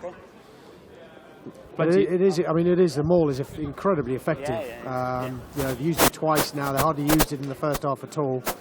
And the Irish didn't. You know, the traditional strength for them, they haven't used it either, really, to speak of in this game. So obviously, you've got to keep varying it. Don't just keep doing the same thing. But I'm surprised that the Irish haven't had a go at it too. Perhaps it will be a key element of this game as we approach the final quarter. Still 19 all in this game, 50 minutes played, no scores in this second half. There is space out on that pitch. And from the scrum, Nick Peters, the Irish scrum half, will look to find it. Once again, the space on this blind side. McIlroy, the left wing in the emerald green, once again standing behind his number 10, Matthew Gilsman. All the Irish backs are standing right again, so no one at all on this left side, the blind side. They're all standing right of the Irish, of the scrum, and clearly that's where they're going to attack. And as a defender, the Starman there is he's got to stay in that position on the blind side of the English scrum, so you should always have one man over in attack there. Reset scrum, we've not seen many of those in this game. Nice to see a lot of running rugby, not much kicking and not many scrums so far in this game. A beautiful day for it here in Oxford. Absolutely, and yeah, the scrums be pretty stable when it's when they've been there. So let's hope that's just an aberration.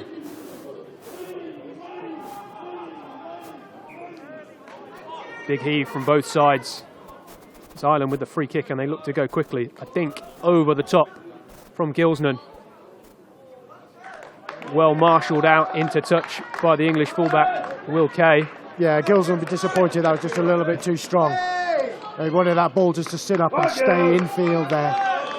Force Kay to have to play it. Just a little bit too strong and it went out. Subs are coming on. Piers Dargan coming on for Jack Burke for the Irish side. And we have Harry Glover, Harrison Nuttall and Alex Kiltrow coming on for England in replace of Rory Mason, Simon Azukwe and James Murdoch. England bringing on Harry Glover. I'm sorry, Charlie Norman, I think that was. Yeah, Charlie Norman's gone to fly half to replace Mark Dixon.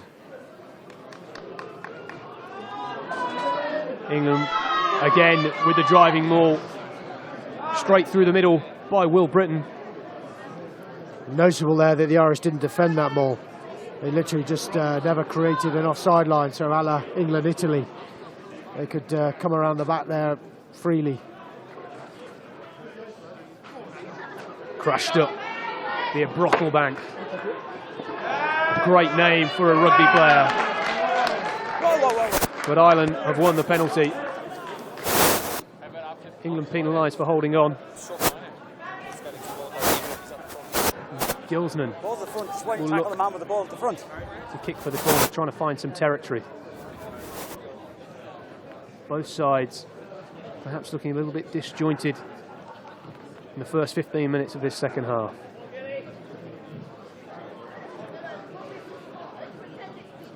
Interesting to see what these finishers can do for England. Yeah, he goes into contact there, he's just gone a little bit too far. And there you can see the Irish 18 getting his hands on Keating from Dublin University. Just went a yard too far. Lost his support. Highly inaccurate line-out ball there from Conor Maguire of Ireland, but they retain possession. Centre field, 30 metres out for Ireland. Maguire making up for his miscue at the line-out with a crash ball. But England look to have snaffled this. Almost. But the boys in green stay true at the ruck. Peters finding Mitchell. This time out to Gilsnan. A grubber into that far corner by Dixon of Ireland. And England will have a pressure line out 5 metres from their own line. Yeah, a slight change of tactics there by the Irish, having moved it through 2 or 3 phases, then chose to kick right into the corner. So they went right first, and then the grubber. Further replacement for Ireland coming on for the 23. Put the English line out under real pressure in the 5 metres from their own line. Change for Ireland. Kevin Slater coming off for the big man Andy Marks. As he slides in at inside centre. Well taken at the line out though for Will Britton. Both Britton and Preston Routledge working hard in that second row today. Marching up the pitch once again, England. Secured by Alex Giltro. Looking to go down the short side. But it's fumbled, and Ireland will look to try and chase on this one. Can Mitchell get there? No, but it's collected by England fly half Charlie Norman. England looking a little bit lost at the moment. He said the referee saying he carried it over, back over his own line. Hence a 5 metre scrum for the Irish. Just a bit scrappy at the back of that ruck there. So having taken the ball in here, just not enough numbers. The ball scoots out, it just hacks it on. And then Mitchell, is it? Yeah, just kicks it over with his shin, back over his own line. So referee absolutely right, of course. 5 metre scrum for the Irish. A good hack through by the Irish. Prop forward Tony Cusack. Well chased by Luke Cahill, a big number 8. As he offloads to Peters. Hudson trying to crash it in. Loose on the floor there. And England will have the put-in at the scrum. They'll be disappointed that with the Irish. But there's a beautiful attacking position. They do a nice little move, good offload from number 8. Unfortunately, he loses the ball there going into contact. I'm not sure he was expecting it. I think Hudson there thought that ball was going to go behind him. Didn't have his hands up ready to catch it. Classic. Point and note, the try scorer with the put-in. Big pressure scrum for England here. Looks as if it was collapsed on this near side though, and Ireland have got it, and it's a try via their scrum half, Nick Peters. We said it was a pressure scrum. Well, I don't know how they got that against the head. How that came out the Irish side, I've got no idea. Must have just bounced off the hooker's feet. We'll have to have a look at that again. Yeah. That came out so quickly at the back of this Irish scrum. Peters was all over that. The best reactions on the pitch by a mile, and nobody could stop him.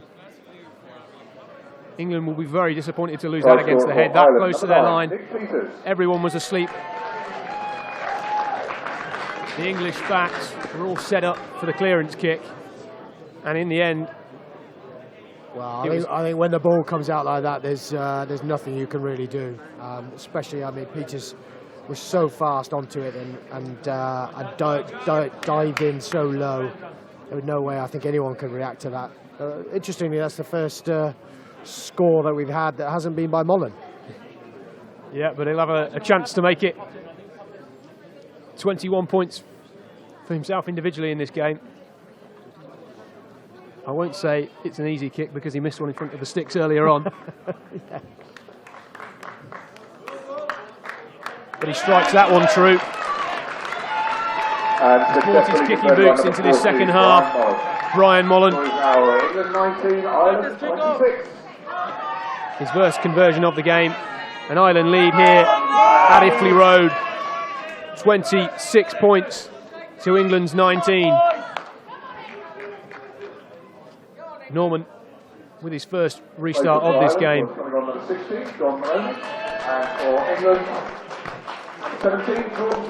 And Jordan Brodley has come on for Adam Brocklebank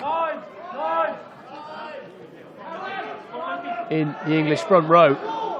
Well taken and crashed up by Luke Cahill there. A big box kick from the try scorer Peters, and well collected by Robinson of England, who still trundles down this pitch. He's making metres. Ireland on the back foot here. Quick ball for Poynton. Finds Norman. He sets Will Kay out round the back.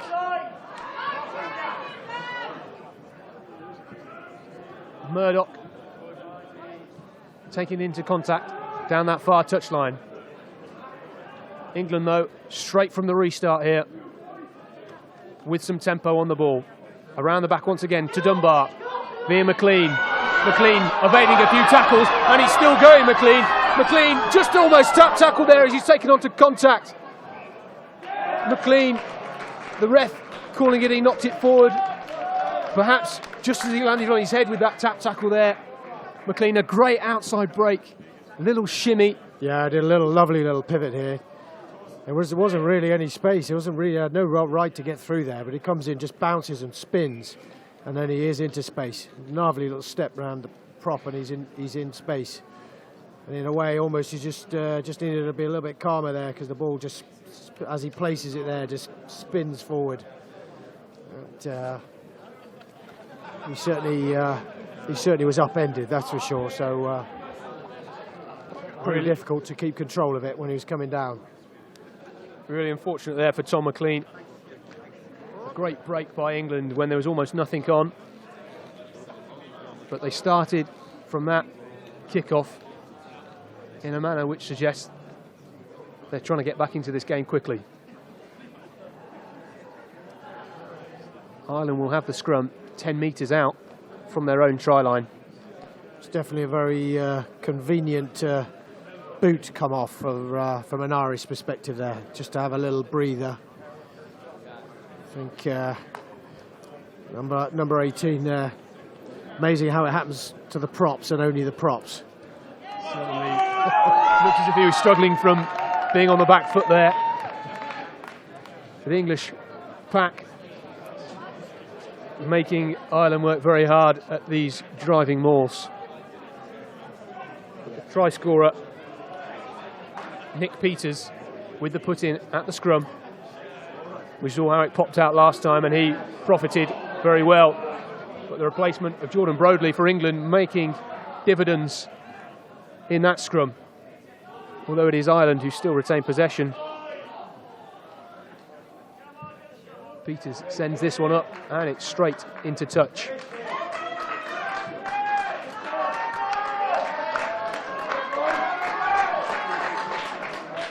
England. Yeah, it was a good exit by Ireland there. You know, they were under huge pressure in that scrum. Number 21, Brian Slater. And Cahill or Cahill picked it up well at the back. Harry Glover. Bought enough time for everyone to get into position.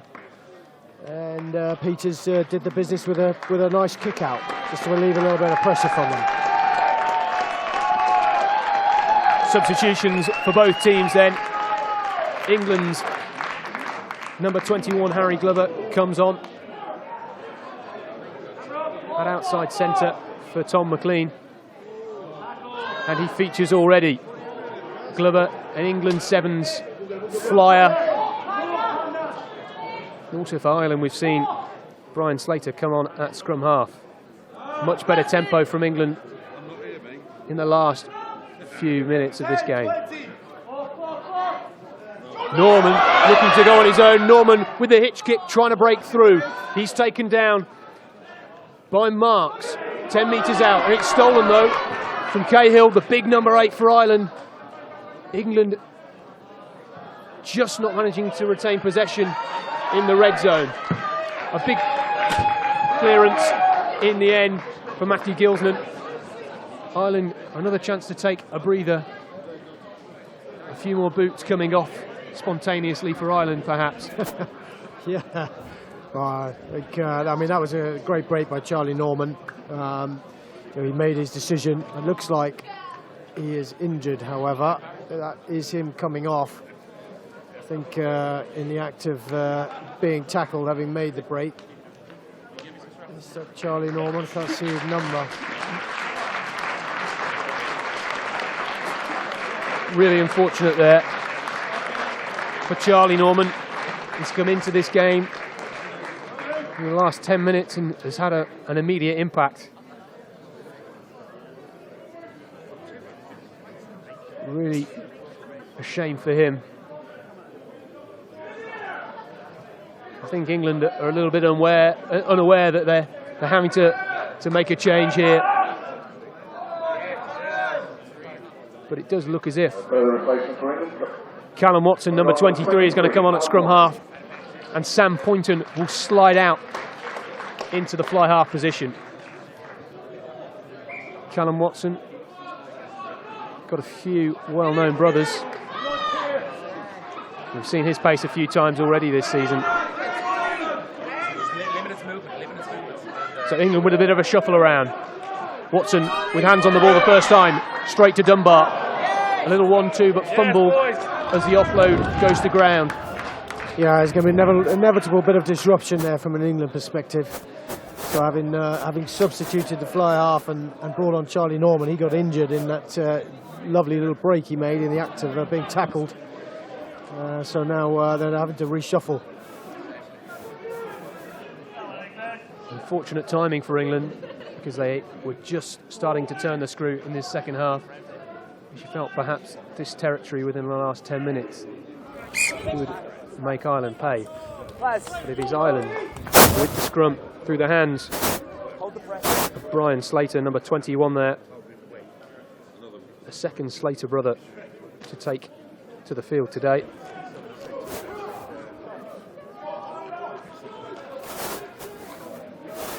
Yeah, it's a critical point in the game now. 18 minutes to go.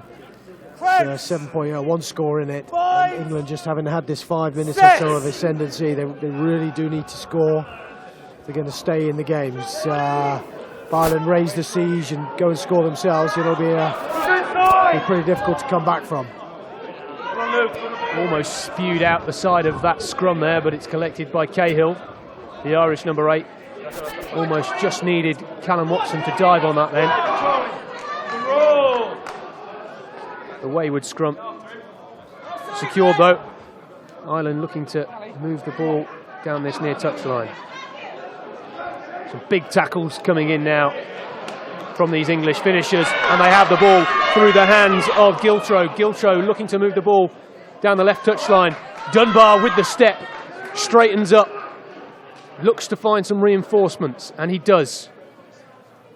Watson with a nice ball out to the captain, Isaac Miller. Isaac Miller smashing that one down centre field. Slow ball for Watson. Through to Poynton. Robinson taking into contact. Tries to bosh off a few attempted Irish tacklers. A crash up from Harrison Nuttall. There is space and men for England over on that far touchline. Poynton going with a flat pass. And that was almost what could be a deliberate knock on there from the superstar for Ireland, Brian Mullen. Absolutely, they had done really well to create the overlap there. It was 4-on-2. He's very lucky again not to be pinned. Oh, he is. There we go. Okay. Yeah, yellow card. I mean, that was, to be fair, it was a try-saving intervention, so he'll probably take that. England had what seemed to be a 3-on-1 there, and Brian Mullen, he's got 3 penalties, 2 tries and 1 conversion so far in this game. We'll have a look at this again. It was good quick ball from Callum Watson into the hands of Poynton. 4-on-2 out there. That was definitely try time. There was plenty of holes, and England now, with 15 minutes left to play,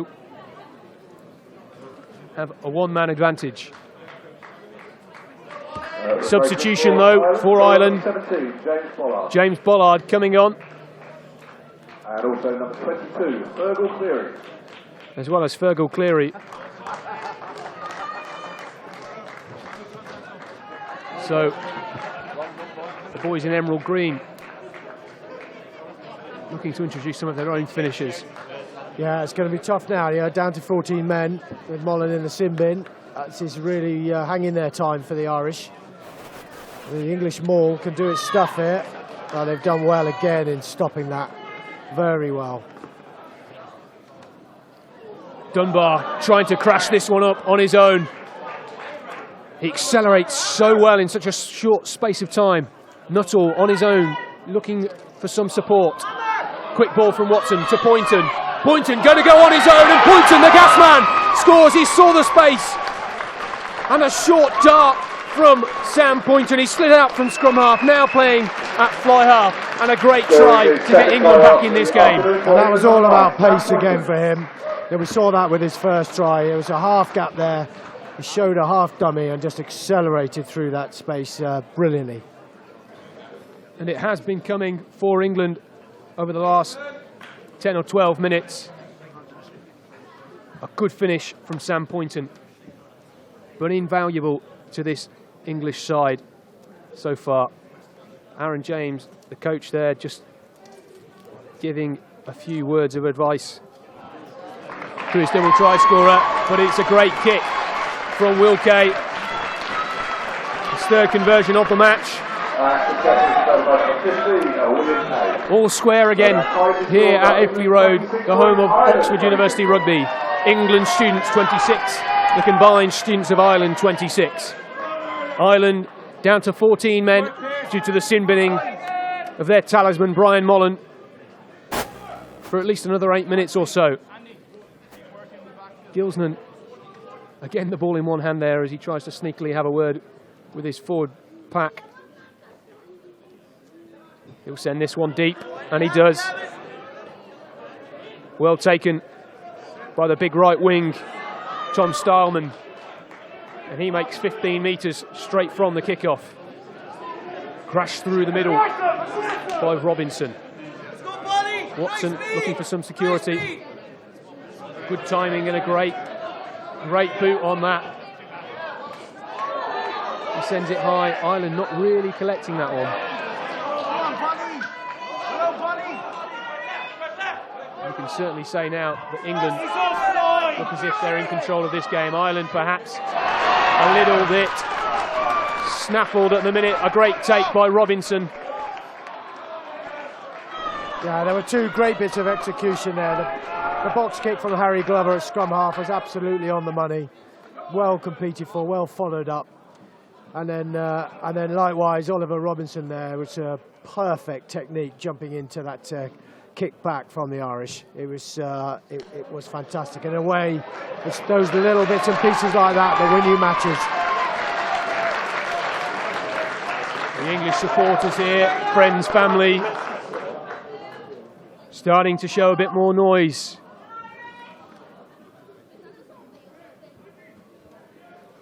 England with a line now, 10 metres from the Irish try line. Again, pinpoint accuracy from Isaac Miller, straight into the palms of Will Britton. Not so well stopped this time by Ireland. They do now. Yeah, they pulled it down though. The referee's got his arm up for the penalty, so they'll be playing advantage. England looking to move this ball wide. Will Kay. A bit of a no-look pass there. Not good timing from him, but they knew they got the advantage, and the referee will come back for it. England slightly too flat in that attacking line there. Perhaps their backs not really expecting the ball. Yeah, they really should have scored there. Having sucked in all of the Irish pack, they had created the overlap, and they'll be very disappointed with the quality of the passing in the back line there. Should have been much better on that, and particularly with a man over. They had the space. It should have been a try. I mean, still may well be, depending on what they do. I would go for penalty. Okay, taking the post. Will Kay then.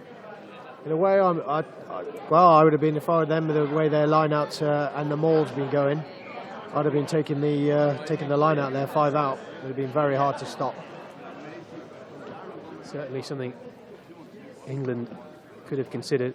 Disappointing that they couldn't go over in that far corner, considering Ireland are missing their right winger, Brian Mullen. But it's Will Kay who puts his foot straight through that, like a shotgun, the right boot of Will Kay, the younger 18-year-old. England lead for the first time since the 15th minute in this game. 29 points to Ireland's 26. England still have another 7 minutes with an extra man. Substitutions now for England. Number 16. Ryan Roach coming on for the captain Isaac Miller, and Matthew McPherson also on for Dan Preston Routledge. A long kick again and straight into the palms of Tom Starman, the Oxford University student playing at home here today. Get off the line! Crashed up by Brodley. Watson looking to put Poynton away early here. A good offload. Out wide. They are very flat, the English backs. They're too flat, putting themselves under pressure there. A little break though by Callum Watson. Callum Watson, the speedster, looking for the options. A very clever intercept there from Matthew Gilsnan, putting it in two hands. England penalised for not releasing, and it's their substitute scrum half, Brian Slater, looking to put some pace on this ball.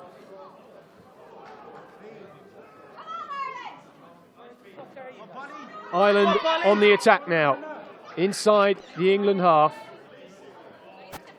Slater down the short side. Playing it through the hands of their captain, Darren Hudson. Gilsman looking for options, but he goes on his own. He's taken down well.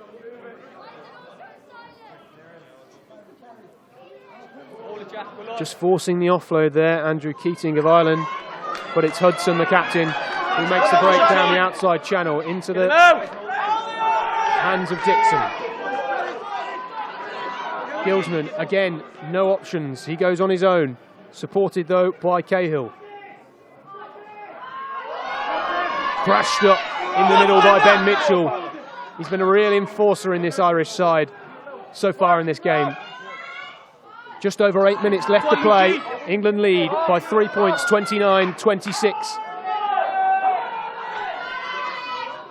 Ireland on the attack, breaking in to the England 22. Remember, Ireland are down to 14 men, and it's the team in white who have been penalised here. That was courageous play by Ireland, as you say, down to 14 men. They worked their way fully 40 metres up the pitch there. The referee's just warning England there about not releasing in the tackle. There were 2 or 3 times there where they hang on too long and slowing the ball down illegally. And finally, they've been awarded the penalty and right in front of the post. A chance to take it all square if they kick for goal. And you'd expect they would. Just over 8 minutes Of course, left to play. Mullen is off, their kicker, so that might change things a little bit. Potentially, but we did see him miss one from in front of the posts earlier on in this game, so it will come down Looks to like Gilson. Gilson had taken the post, yeah. Be a pretty strange decision not to kick the goal in front of the post. Time back on. It would be very daft indeed, particularly seeing as 8 minutes left. A chance to go all square here at Iffley Road for the combined students of Ireland.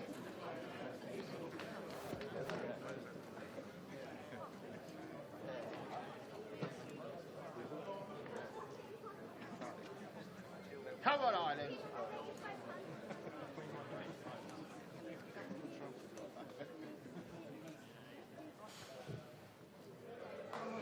Kilsman with the sky blue socks, kicks that into the sky. Ireland go level then. Minutes left to play here at Iffley Road. England and Will Kay will look to send this one deep. Both sides will not have come here today looking for a draw.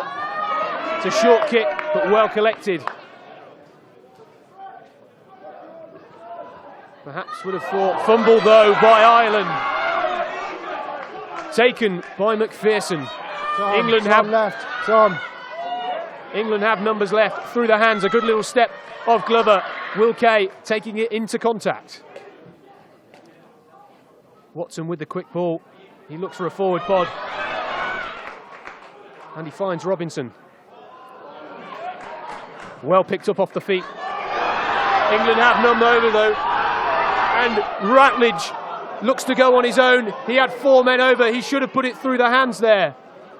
England still with time and with men over on this near touchline. England have men everywhere. It's an 8-on-4 on that far touch. All they've got to do is put it through the hands.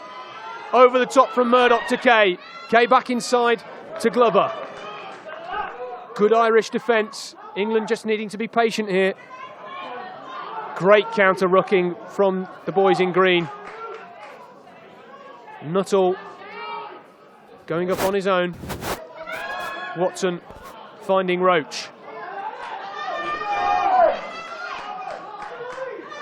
The crowd trying to cheer England on over the line here. They just need to take their time. It's a good option. Watson to Poynton for his hat-trick, and he's going to put Stileman in the corner, and Stileman gets there. The Oxford University student on his home patch. They didn't have extra men over this near touchline, but when you have a man like Sam Poynton with the ball in hand, it counts for 2, and he put Tom Stileman in over the corner. A great moment for him. Fantastic on his home patch, and to be fair, again, Poynton's pace is a deciding factor there. They'd kind of stalled with their momentum, and then he came back, put the pace on, created the overlap, and Stileman was the beneficiary. Having said that, I think when they look back at the video, they did have a 4-man overlap 30 seconds earlier, so they'll be very glad to have scored. They had 4 men over on this near side and about 8 men over on the far touchline, and how they just couldn't put that through the hands and make it a comfortable try. Something certainly England will look to do ahead of their game with France down in Bristol on Friday. Will Kay with a fantastic kick there. Straight as you like for Will Kay, his 4th conversion of the game. And successfully converted by number 15, William Kay. So score is now 11 points for him in this game. England lead 36 points to Ireland's 29. Less than 5 minutes on the clock.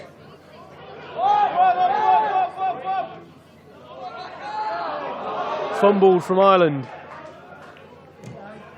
Watson sends that one up high. Good take from Cahill. A little 1-2 there, and he's going to go on his own, straight down the middle, the big man Cahill. Very influential for the boys in green today. Brian Mullen, the try scorer for Ireland, back on the pitch. Could he collect that? But it is teammate and captain Hudson that does. Ireland now getting the rub of the green with that bounce. There's still a lot to play for in this game here. The sides level at 15 men each now. And Ireland have a penalty. And that was a lovely wraparound from Cahill from the kick there. He just obviously pre-planned. And the kick to the corner now, 6 or 7 metres out. This game is by no means over. So Ireland with the line out.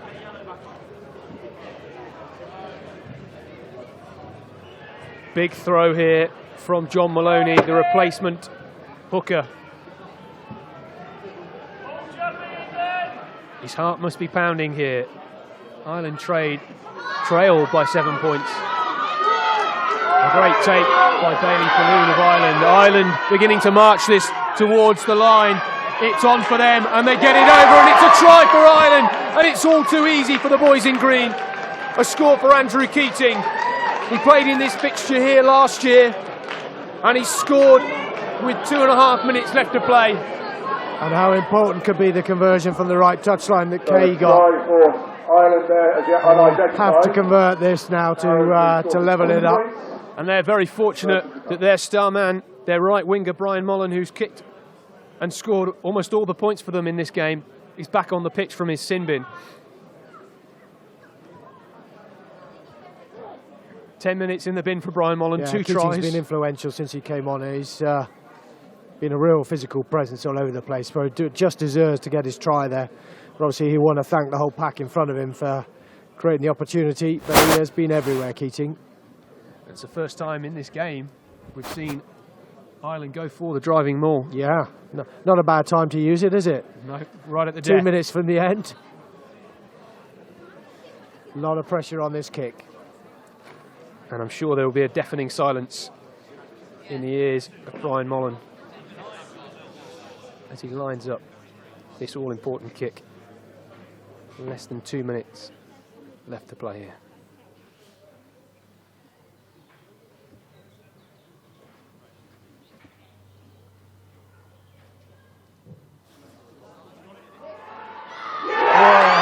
And he didn't strike that one as well as he would have liked. But that was an ugly one. But it doesn't matter. It's gone where it counts. You could almost sense he was put off by the England players chasing down that kick. But Brian Mullen, potentially the hero for Ireland here. It's all level with 60 seconds left to play. England 36, Ireland 36. It's been an absolute blinder of a match today. Both teams will be looking to go for broke. Neither will have come here wanting a draw. A huge contest.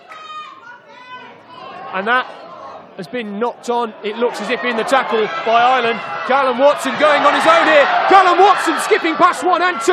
He had 2 men over, he didn't look. England have men over to the left. Poynton putting a big crash in for Harry Glover, the England sevens man. We know he's got quick feet. Watson sneaking through on his own around the fringes. A pick up there by Nuttall off the deck. England fighting for this one. Ireland really contesting this one on the line. This one is going to be close. England just need to be patient, as do Ireland in defence. Dunbar almost getting the break around the outside there. Been a big player for this England team today. England inching ever closer. Can they get over? And it looks as if it's over. Via Nuttall. No, they've recycled the ball. Robinson, the big man, the number 8, getting some support from Broadley. Supporters here, hearts in their mouth, not willing to take a breath. Almost over there for Barnard. Oh, he's called held up. And the referee has called it held up. So close. Unbelievably close for Jack Barnard. But the final whistle is blown here at Ipley Road. Final scores: England students 36, combined students of Ireland 36, all level at the end. a great game from both sides under beautiful conditions and fantastic support here today. Well, that was a stunning game of rugby. Yeah, great ambition by both teams. Couple of little errors, from time to time, but that's what you expect with the ambition with which they were playing. But both teams kind of kept on going at each other, right till the 80th minute, and it was nip and tuck. Obviously periods of the game where one team had ascendancy over the other, but pretty much nip and tuck. No one really got away at any point. Tremendous game of rugby. Brian Mullen, the hero in the end for Ireland, coming out of the sin bin, taking a kick from that far touchline, almost hacking at it, but he managed to get scores all level. And Sam Poynton, the England scrum half, with 2 sensational tries on his own.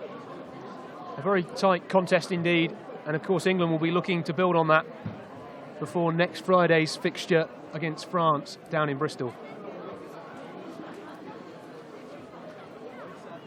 A really tight game and a great way to almost conclude this university rugby season. Ladies and gentlemen, I should show your appreciation. Saw Mark Dixon open the scoring for England Example of early on in that first half. We'll just run you through the tries again in this game, and this is Mark Dixon opening the scoring up for England, Phil. Yeah, with a late switch here. He's standing on the blind side, he's looking, you can see him scanning, where the numbers are. One more drive here by the forwards, and he just knows that the Irish are weak on the right. There he goes. Tacks a good fend, and he's through for the try. A great opening try. That, I mean, it really was end-to-end stuff. So, tremendous advert for student rugby. Certainly got value for money here today, and the second try via the powerful Simon Azokwe. Yeah, again, he knows he can't go on the outside here, so he just cuts back on the in, throws off one player, and he's straight through. You're not going to stop him from there.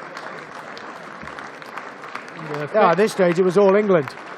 First 2 tries, Ireland really hadn't got into it. And then here, all of a sudden, beautiful hands. He just puts the winger through space.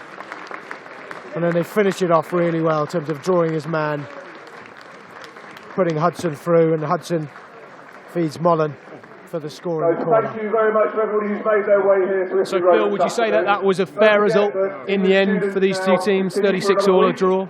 Yeah, I think so. I think on the balance of play, each team had 10 or 15 minutes of ascendancy. But overall, a draw is fair. I think England would be disappointed not to have scored in that last little play there. They had the chance, and they're disappointed not to have scored when Ireland had Mullen in the sin bin as well. I mean, they scored 1, but scored more then.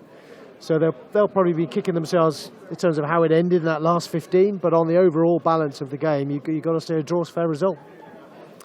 Certainly England will be looking to go one better against France on Friday, and they will see the inclusion of players from Hartpury College and Exeter, the likes of Ted Landray and Tom Lauday at Exeter, both very influential players. Yeah, it'll be interesting for them to decide what they do with the coaches as to whether they integrate them or not. I mean, this is the next Irish try, just a great awareness of knowing the weakness was down the blind side from an English kick out, and then pure pace here, and again Mullen picks it up off his toenails, boot nails even, and a great score. So you can see it. You can see it's on the.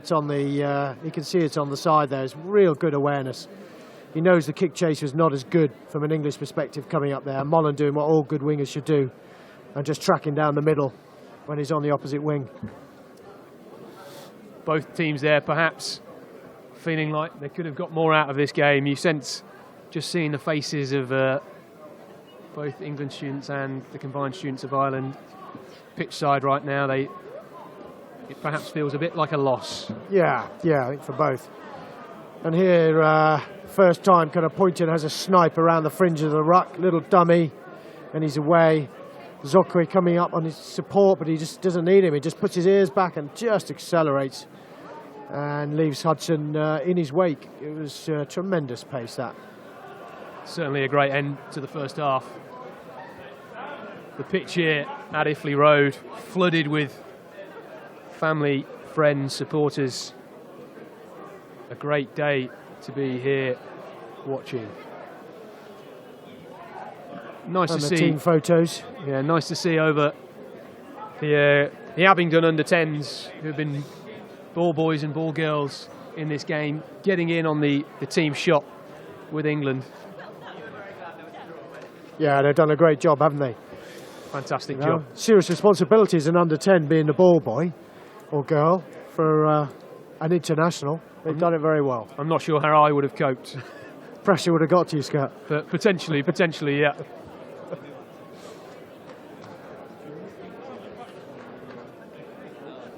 Sam Poynton's second try there.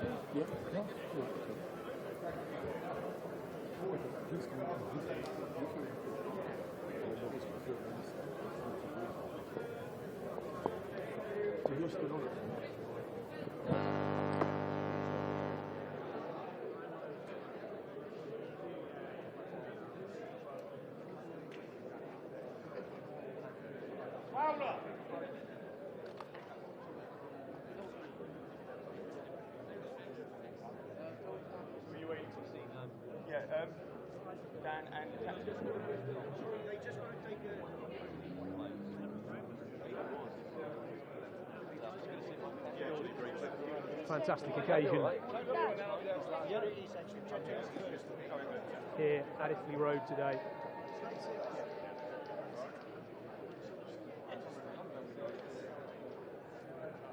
Just trying to chat down.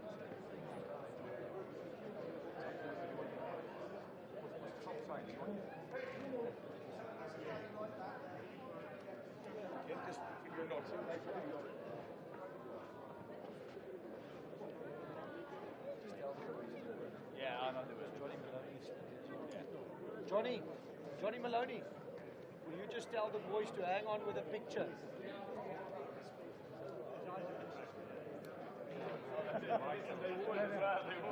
Well, he's so old. He's so old. They wouldn't miss him.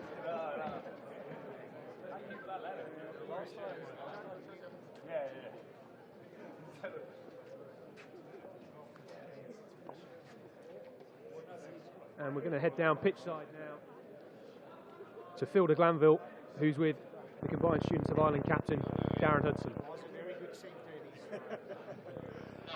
Okay, so Darren, congratulations. I mean, fantastic game of rugby from both teams. I mean, what was your take on the game from an Irish perspective? Oh, I was absolutely delighted, to be honest. The result, I would have preferred if we had a won, but I think a fair result in the end. It was an exhibition of rugby, of university rugby in both countries at its best. Yeah, I mean, both teams threw the ball around, didn't they, from minute 1 to minute 80. There weren't too many kicks out there. Is that the way you kind of came to play? Absolutely. We weren't here to kick the ball away and then just defend the English. We knew they were going to be good with the ball in hand, so we said we were going to try and keep it for as long as we could, and that's what we did. And you can probably tell from how tired I am now. Yeah, I'm pretty tired. And the great famed Irish maul, they only came into play for the last try of the game. That's the first time we saw it, and obviously England pretty good with their driving maul as well. But you know, it was critical to keep your head in that last minute, wasn't it? Oh, absolutely. Like it was as a leader, I didn't have to try and calm anyone down. We had so many leaders out in the pitch. That's what everyone was doing, keeping a calm head. We knew once we had the ball, we had a chance to maybe score a try, and obviously from the road and maul we did. But then we lost it there under the sticks, and we had a run in at near the end, but we came out okay. And what would you say? I mean, to those that are kind of near-sayers of student rugby generally, when you see the quality of this game here, both in England and in Ireland, what would you say about the qualities it brings? Oh, well, that's just a show. Like, there was, I think, 90 people put forward for this team, and I'm telling you, any one of them could have sat in there and made the same contribution. So that's the showing of, on a good dry day, that's what we can do. Fantastic. Well, very well done. Great game of rugby. Thank you very much, Phil. Keep one for me, okay? How do you feel? What does this guy like? Agonising over every penalty that should have been or that wasn't. It's always tough to watch. From your perspective, though, how did the boys play? Look, I think it's a great performance, coming from different backgrounds and so on, different universities, and put a performance like that and then don't stop playing. I'm very proud of the boys, even there at the end, drawing the game, and then I heard the boys saying jouez, jouez with 30 seconds left, so I couldn't go against our philosophy. And although we made an error, we fought back, and 36-all I think is a good result. Yeah, fantastic result. And how difficult is it, kind of pulling together players from all sorts of different universities? You don't have that many training sessions together, do you? So you've got to do it pretty quickly. No, and we had a camp where we had 44 players on the first one, and then you knuckle down, and then we came together Thursday and Friday before coming over here. And then the biggest challenge as a coach probably is to get your philosophy out there to the players, because they come from different clubs, different universities. Some say winning rugby is kicking rugby. I like to think it's running rugby. So to get that across, very proud of the boys. Yeah, and I mean that's always what you say. Certainly when we were commentating up there, first game, you think it's going to be a little bit rusty for the first 10 or 15 minutes, but both teams got into it so fast.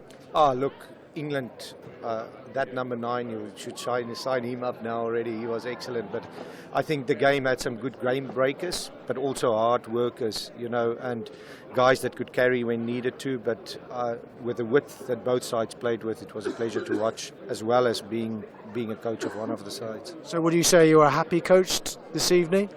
Well, if we got the conversion under the post, I would have been very happy. But I won't blame him for that. That's true. You don't see too many missed from under the sticks, do you? Have you asked him about that? I will late tonight. Okay. Very well done. Congratulations. Thanks a lot. Appreciate it. Cheers.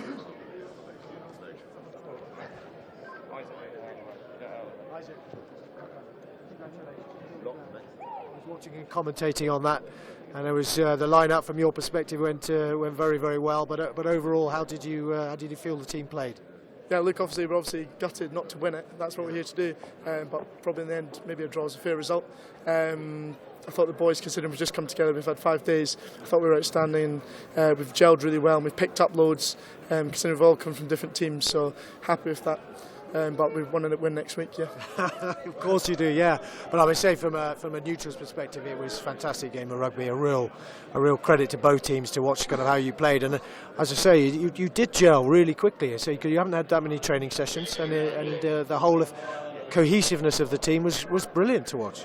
Yeah, absolutely. I mean, credit to the boys. There's loads of leaders out there, so it makes my job absolutely really easy. Loads of captains from different teams, so that made it all the easier. And just looking forward to building next week and going into next Friday. Yeah. So talking about next Friday, obviously potentially some of the Exeter and Hartpury boys to join the squad. And what's the words you've just talked about in terms of preparing for next week? Yeah, we just said, look, let's build on what we've got. It'd be good having some of the boys come in, adds a bit more energy, a bit more experience, some really good players to come in. But look, we're just absolutely buzzing for next week and keen to build and get better. Yeah, well, enjoy next week, but make sure you enjoy the moment today, because that was a fantastic game of rugby. Very well done. Cheers, thank you very much. Cheers.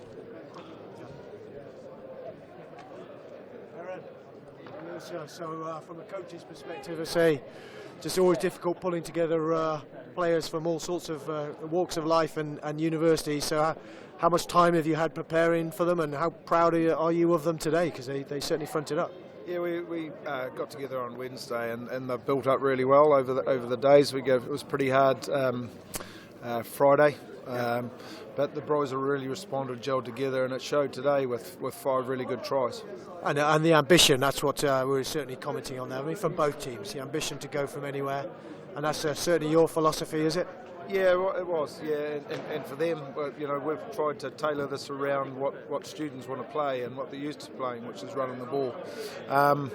I think we probably go back and look at the video and want to get how we get out of our 22 and around our 22 a wee bit better. But that's for the days to come. But yeah, heavy the intent. We'd like to win, like Isaac said, and that's what we aim to do. But in the end of draw, we had a number of opportunities. We probably could have put away again. But hey, the intent's really good, and the way they've gelled together, and that sort of that baseline is really good.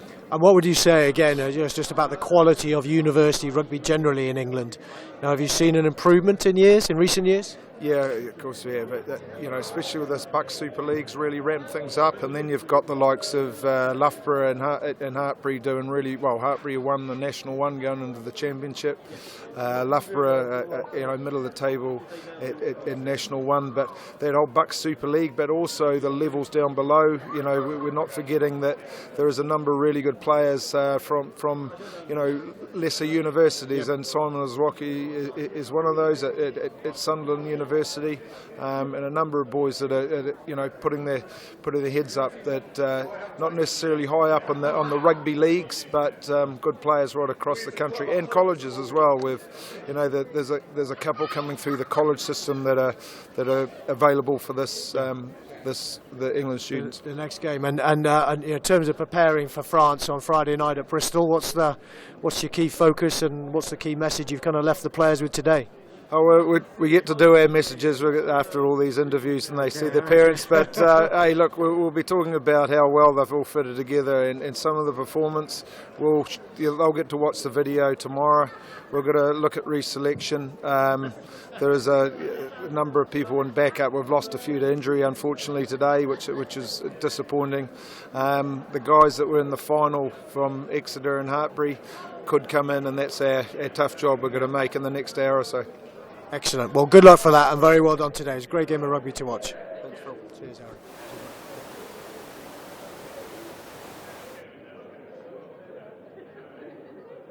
And the combined students of Ireland, final score 36-all. Great to hear from both coaches and captains there. Don't forget, you can join us on Friday, a 7:30 kickoff down in Bristol for England students versus France students. Many thanks to Phil de Glanville for his comments today during the game. So until next time, signing off from Oxford. Bye-bye.